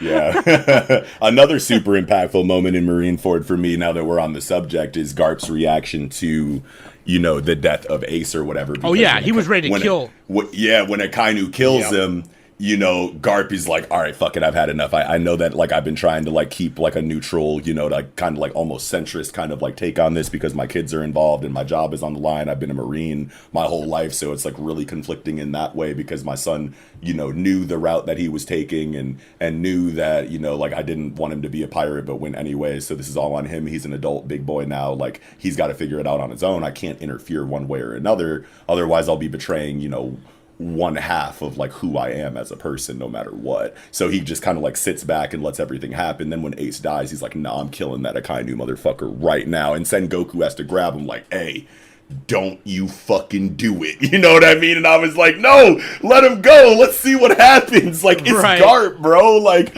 oh, like I think about that all the time. Like, dude, Garp was really ready to smoke this motherfucker, and I know he could have. Right. Yeah. And then I feel like at that time, if no other time, like, obviously it's a heated debate among the community. I'm in the Garp is whooping his ass camp personally. Same. Same. And especially in that moment, like where they're both worn out, like Garp is fresh as fuck. People are like, "Oh, Garp got his ass whooped by Luffy. He was bloodied by Luffy." Like, Shut up. If we want to talk about like the character traits in terms of like durability versus endurance, that's a whole nother debate. Like, And there's that's just a so whole many nother debate. factors Like, involved. Garp is an endurance character who will take damage and endure through it rather than, you know, a durability character who's like Kaido, whose level of durability is so high that you can't even hardly even fucking hurt him. Yeah, right. So that's a whole different thing. Anyways. Yeah. Garp is a fucking tank. The punch from Luffy didn't do shit. He could take a million more of those and never fold. Right. Anyways. I think especially in that moment where Akainu is worn the fuck out, like he's been taking a beating from Whitebeard and some more shit. Like, oh yeah, Garp. You know, and he was about to catch him. And he was about to catch him off guard. Yeah. Boy. Yeah, it was gonna be over. Sucker punch his shit, hockey fist to the back of your fucking dome. Yeah. Yep. Yeah. Yeah. Nah. Fucking totally forgot about that too. Aokiji, Akainu, and Kizaru, which like Aokiji, you know, at the beginning of his name means blue, and then Akainu at the beginning of his name means red.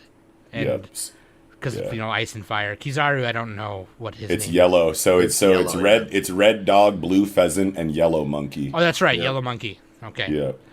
And the colors and the animals are both tie into their personalities as a character and everything like that, and their overall aesthetic, right? Like, right. Which by the red dog, which is like, you know, angry, you know, fucking Yeah. Yeah. Which, by and the way, he's the is biggest like, dog for the military. Like, he's literally like their, like, you know, utmost loyal, you know, will fight to the death for you kind of character. And then obviously Aokiji's more chill, you know what I mean, laid back or whatever. And so is Kizaru, but in a more like playful monkey kind of way, and not like, you know, chill on the ice side of things, but chill on the, you know, immature monkey king kind of vibe. Yeah. And then, which by the way, Oda does really clever with the names. Not every character's name has like a thing like that, but a lot of them do. Yeah, right. And then after this, Aokiji quits anyway. So he's like, he's like, dude, fuck this. Are you kidding me? Like, this is trash. Yeah. I gotta say, and then we get the post-war arc, right? Which is about 17, 15 chapters around there. Yeah, something like that. This is right. So everyone's split up. We, of course, saw for the last, let's see, 24, 500. I'm looking at the arc list right now. 11, 30, almost 80-some chapters, 70-some chapters. That we saw what Luffy was doing and not anyone else. We kind of see now where everyone else ended up. And Luffy sends a message, is able to send a message via the newspaper by going back to Logtown and ringing the bell. And then he... or he went back to Marineford. Oh, that's right. And he basically, everyone reads this newspaper and they all get Luffy's message. We were supposed to meet back at Shibandi in 2 weeks. Now it has to be 2 years. Mm-hmm. And so, first of all, everyone gets hotter, okay? Yeah. Number one. Number two. Especially Usopp. He had the craziest glow up out of everybody. Usopp, dude, is fucking badass. And buff. Fucking Brook turned into Jimi Hendrix. Yeah. And then Zoro straight up looks like a samurai now. You know, he's like fucking Kenshin Himura fucking ass. Yeah, that's crazy. Brook really did go from Slash to Jimi Hendrix, two legends, two goats back to back. He really did. And and then now we're seeing the extent of how powerful Luffy can get. Mm-hmm. Because when they come back and do meet in Shibandi, he can use his haki, like he has the armament haki, which can like harden his shit. Yeah. So imagine being able to stretch, like, I mean, he's basically a fucking rope dart, right? Like his fist can become something hard, and then he can throw that hard fist, you know, really far. And with the inertia and, you know, tensile strength of like a rubber band. Yep. And then Zoro trains under Mihawk. Yeah. What? That shit's crazy. And it was so cool. It was so crazy going back to Shibandi too, because the last time they were there, you know, pacifistas wiped the floor with them. You know, little clone robots of an actual warlord, not even the actual warlord that separated them or whatever at the end of Shabandi and at the end of Thriller Bark or whatever. It's not that Kuma that whooped him. It was the fucking clones of that character, which are wildly broken in their own right, but still probably weaker than the real deal. And then they go back to Shabandi after the time skip and just no diff that entire exact same situation. And just it's like, okay, shot the fuck out of him. Yes, that is the perfect way to represent how far they've come in these 2 years, is to go back to the last time they lost and put them in similar circumstances and show just how, much more effective they are. Because they danced on those pacifistas after the time skip like there was no sweat broken at all. Yeah. Luffy literally would dodge the lasers like it wasn't shit, barely even moved. Too blitzed slow. up above him and fucking just jet pistol this shit shot into a the fucking fuck crater. For Yeah. real. So, because he worked on his observation hockey too, right? Yep. Because Yep. and you guys got to tell me, because I must have missed it. What happened to Zoro's eye? He had to get that in like a side, interview or whatever. Someone asked him, because it still hasn't been explained narratively. Like in the actual canon story, it hasn't been explained what happened to it. But someone asked Oda, like, what's the deal with that? And all he said was he sacrificed it for great power. That's what I'm saying. So basically, I think it's as simple as this. Literally, Mihawk had a actual line of dialogue where he tells him, I explored the world and went through this world, viewing it with my own 2 eyes. He literally told him, like, shut one of your eyes and view the world and see what conclusion you come to. I'm pretty sure was the line of dialogue he said. Like, oh view yeah, the I world remember with us one talking eye about how he and like come back nerfed to me. himself. So I'm pretty sure Zoro just literally fucking cut his own eye and closed it permanently. Yeah, maybe. He fucking did a fucking Bill the Butcher? Jesus. Yeah. God, dude. Yeah. Okay, so then let me ask you this. What's the X scar on Luffy's chest? Was that That's from the from- chains? No, That's that's the from when magma punch. Akainu. That's a magma punch. After Akainu killed Ace and Luffy was sitting there, he's like, "All right, well, if you're like catatonic, I'm about to kill you next." Then, Oh, and okay, then I must have- Jinbei was like, "Nah, get away from him. That's my guy." And then like he still followed through with the punch, and he punched through Jinbei and hit Luffy. Yeah. And that contact created that X scar on his chest. Right. Okay. Yeah. Gotcha. I must have missed it. I gotta go back and read it. It's easy to like miss. it It's blew easy his to miss. fucking organs out. Like Law had to do a lot. Yeah. Yeah. Fucking Law is a badass, by the way. Yeah. I had to. Yeah. That Marineford was like a blur to me. I was just like, Yeah. God damn it.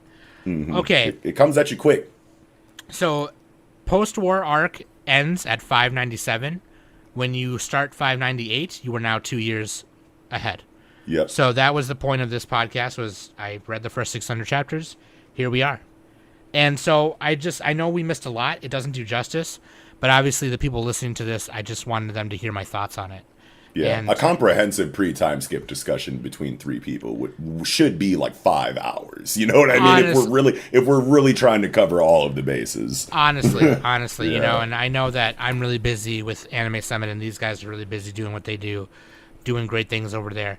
And I just have to tell you guys this. I went to your channel on YouTube because I was very curious what chapter it was you were reviewing at episode 1. So I sorted your videos from oldest to newest, and I found it. Yeah. You guys were reviewing chapter 952. That's wild. So I didn't realize, and that was uploaded 3 years ago on the 20th this month. Wow, so 3 years has only been 100 One Piece chapters. That's Yes. crazy. Yes. Wowzers. So I was curious because I'm at 820 now. I was curious how close I was to that, Yeah. and I'm getting pretty close now. So it's very wild to me how much you guys have covered it. You've covered it every week. Aside from the chapters because I'm sure he's taken a break a few times, right? Since then. A few. Yeah. Yeah, 3 years is supposed to be like 52 chapters a year. Right. Should be like And around we've 150 chapters. Yeah, we're like just over 100. So he's taken 50 breaks. So between holiday breaks and his own breaks, there's 50 absent chapters of One Piece. Yeah. Yeah. Which is understandable, right? From that math.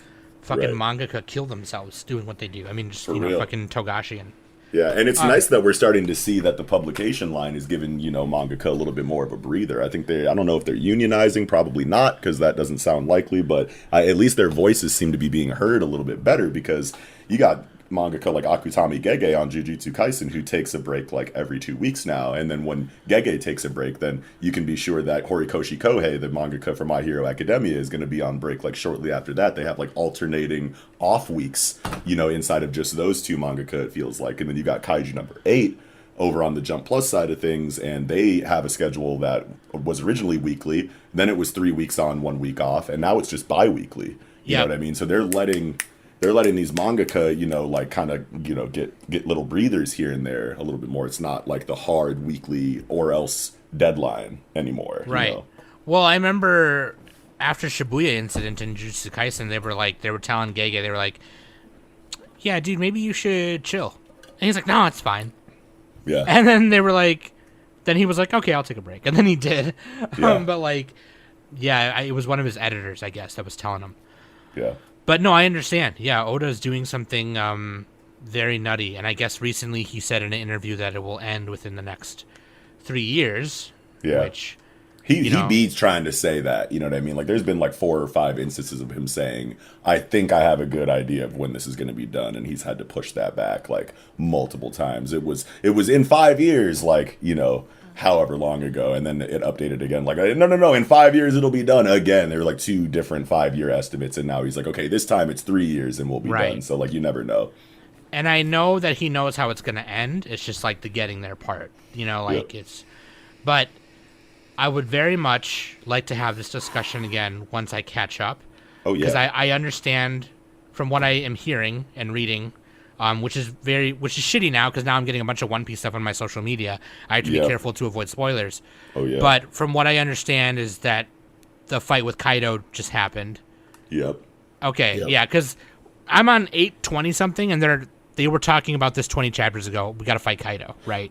Yeah. So that was I understood that was coming anyway.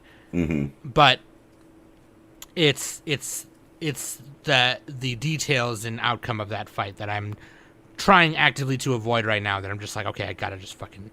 You got this. You got less than 200 chapters now, you know what I'm saying? So, right. like, you came this far, you might as well just zone in, knock that out, stay off social media as, like, as much as you can, obviously. Yeah. You know right. what I mean? Well, I don't like, have Twitter or Instagram, so... Oh, then you're like, good! But well, Facebook is pretty ruthless, yeah. Facebook does, like, that dumb marketing shit. They're like, oh, you might like this page, and then it shows me a One Piece meme. Yeah. And I'm like, fuck! I just, like, scroll really quick.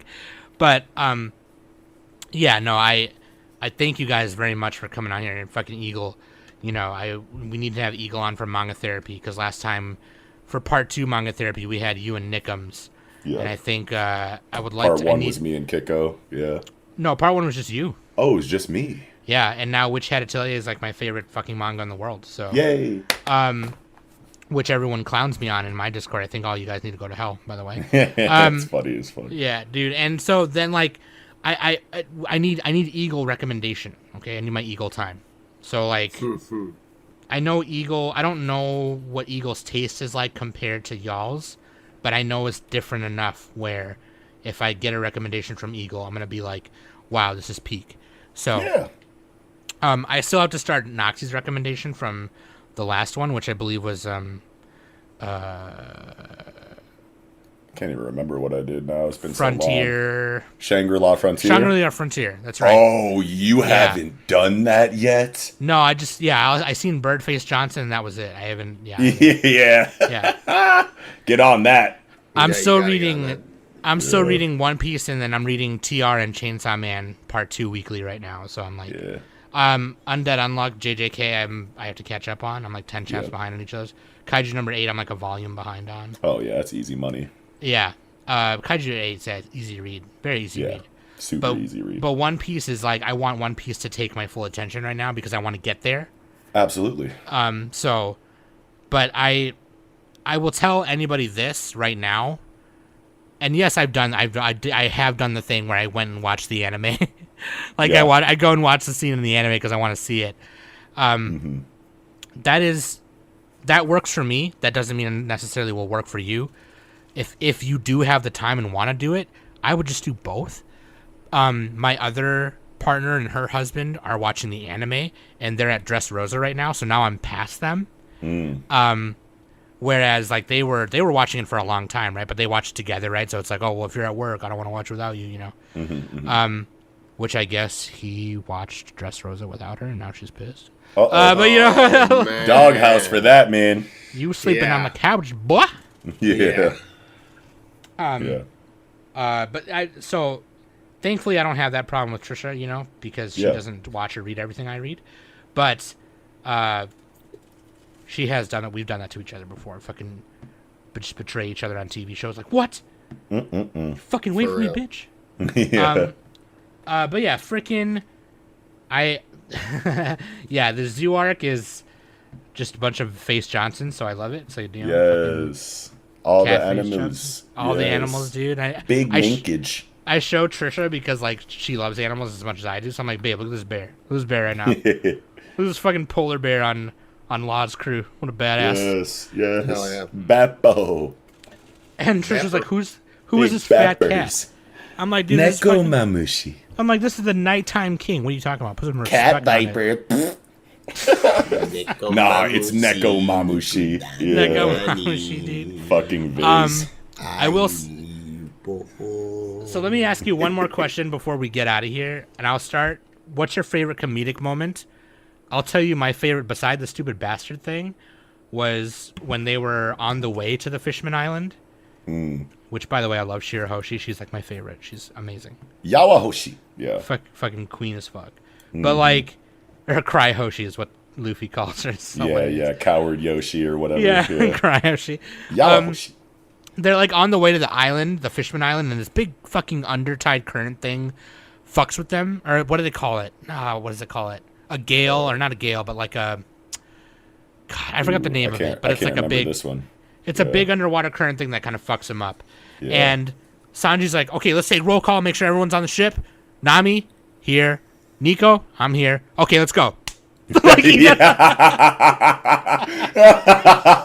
Let's go.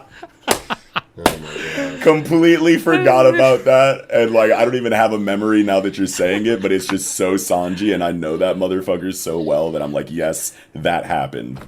It happened Chopper, exactly like that. Chopper, Usopp, and Brook are on the floor crying. Dude, say our names too. Yeah. Oh man, I think the funniest moment for me. Oh man. Okay, Thriller Bark, when they first see zombies for the first time, and the zombies come out of the grave, and Luffy's just like straight face, like, huh? And then the zombies doing zombie shit, walking towards him, and Luffy's like, no, and just walks up to him, grabs him by the shoulders, and pushes him back down in the grave. And then the zombie's like, that's not how it works! Luffy's like, no. Yeah, no, we're not doing zombies. Get back down there. And he's like, hey.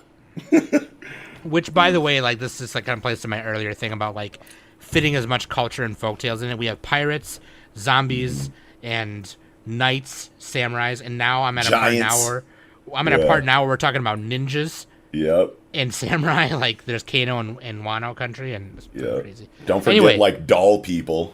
Doll people, fucking. And then we have Face Johnsons, a walking elephant island, which by the way I love because elephants are sacred in like my heritage and Thai heritage. So, Eagle, favorite comedic moment. What do you got? I wouldn't even say it's necessarily a comedic moment. It's just a moment of funny ass voice acting. Sure. I don't know. It has to do with Frankie. I can't even remember exactly when it was. But, like, they're in a rough, stormy situation or something happens where, like, they go through, like, a really rough bit of turbulence or, like, some big wave hits him or something. And Frankie literally is just like, Nanda! And the way he says it, bro, like, took me the fuck out. Like, he's just literally like, Nanda! And, like, his voice acting is just so peak right there. Yeah. But my favorite comedic moment in One Piece is honestly not even canon. It's from the filler arc after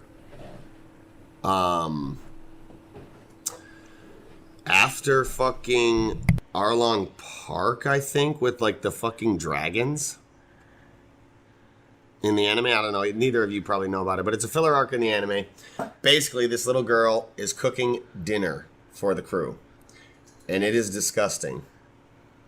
And Zoro's about to say that it's disgusting, and like before he can get the words out, in like one swift motion, Nami stomps on his foot. He gets the fucking like anime sharp teeth, like scream, the pain scream, and like sharp teeth. On his shit. She stomps on his shit. He's like ah, and while he's screaming, she fucking dumps the plate of food down his mouth and fucking slams his mouth shut. And fucking, look, we loved it. Yeah, like shut the fuck up. And so that moment took me the fuck out, and it stands out. Like, yeah, that's my favorite comedic moment. It's not even canon. Another really funny moment of voice acting real quick from Frankie, just because you made me remember it. It's after the time skip, I think, and there's like this like joke inside of Frankie's character because he runs on cola, that if you put a different kind of drink in his cola spot, that he will have a different personality depending on the drink. Or whatever, and they put like tea in his chassis, some like green tea or some shit, and he turned into this like sophisticated butler for a moment, and he like sips black tea. Yeah, black tea, whatever. British thing, I believe. Yeah, he's like sophisticated like butler Frankie, and he like takes a sip, and he's like, it has super flavor, or whatever. I can't even like, you have to just like see it. I can't super recreate the flavor. funny. Yeah, he's like, it has super flavor, and I was just like, oh man, you're still Frankie but different. That's so good. That's great, man. Mm-hmm. I also love when Luffy meets somebody not human, and he's like, "Do you poop?" Yeah. And then Nami and Usopp are like, "Dude." Like, he's asking the mermaids, I think, in Shabandi, it's like the human auction, like trafficking shit or whatever. They're all like hemmed up together, and he's like talking to a mermaid for the first time because she's like up for auction. And I think he asks like, "Do you poop?" And they're like, "Read the room."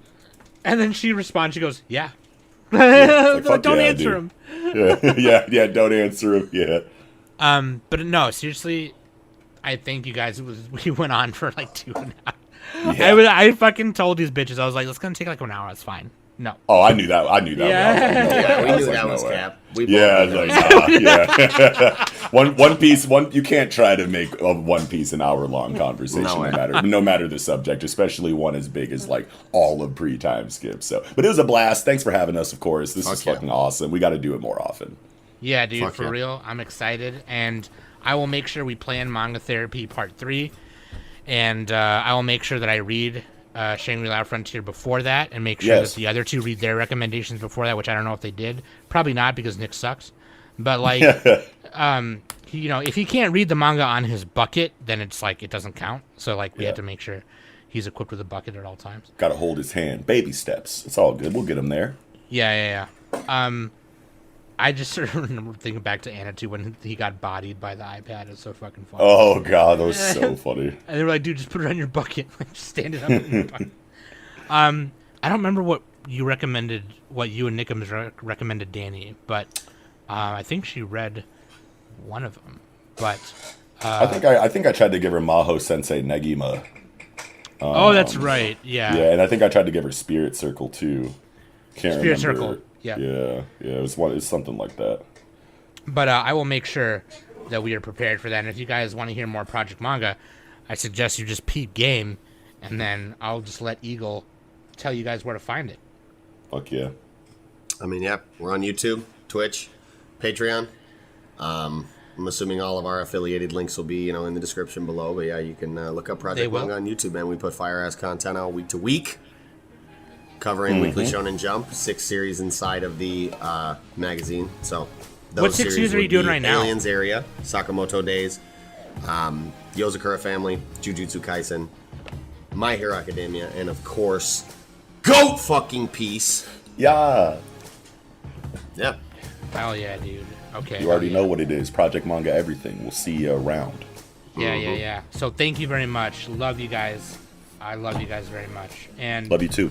All y'all listeners who were trying to get me to read One Piece, there you go. I'm reading it right now. I'm going to continue reading it, and then I will catch up with you when I get up to the current chapter. When you're in the building. when I'm in the building, okay, I'll let you know. I'll ring the fucking bell. I'll tell the fucking security secretary person who is really hot, probably not single, thanks to my luck. And even if she was into me, I wouldn't fucking know it because I'm a fucking lesbian. But that being said, I love you guys. I love you guys very much. I love you just the way you are, and thanks for listening every week. Please go check out Project Manga. I've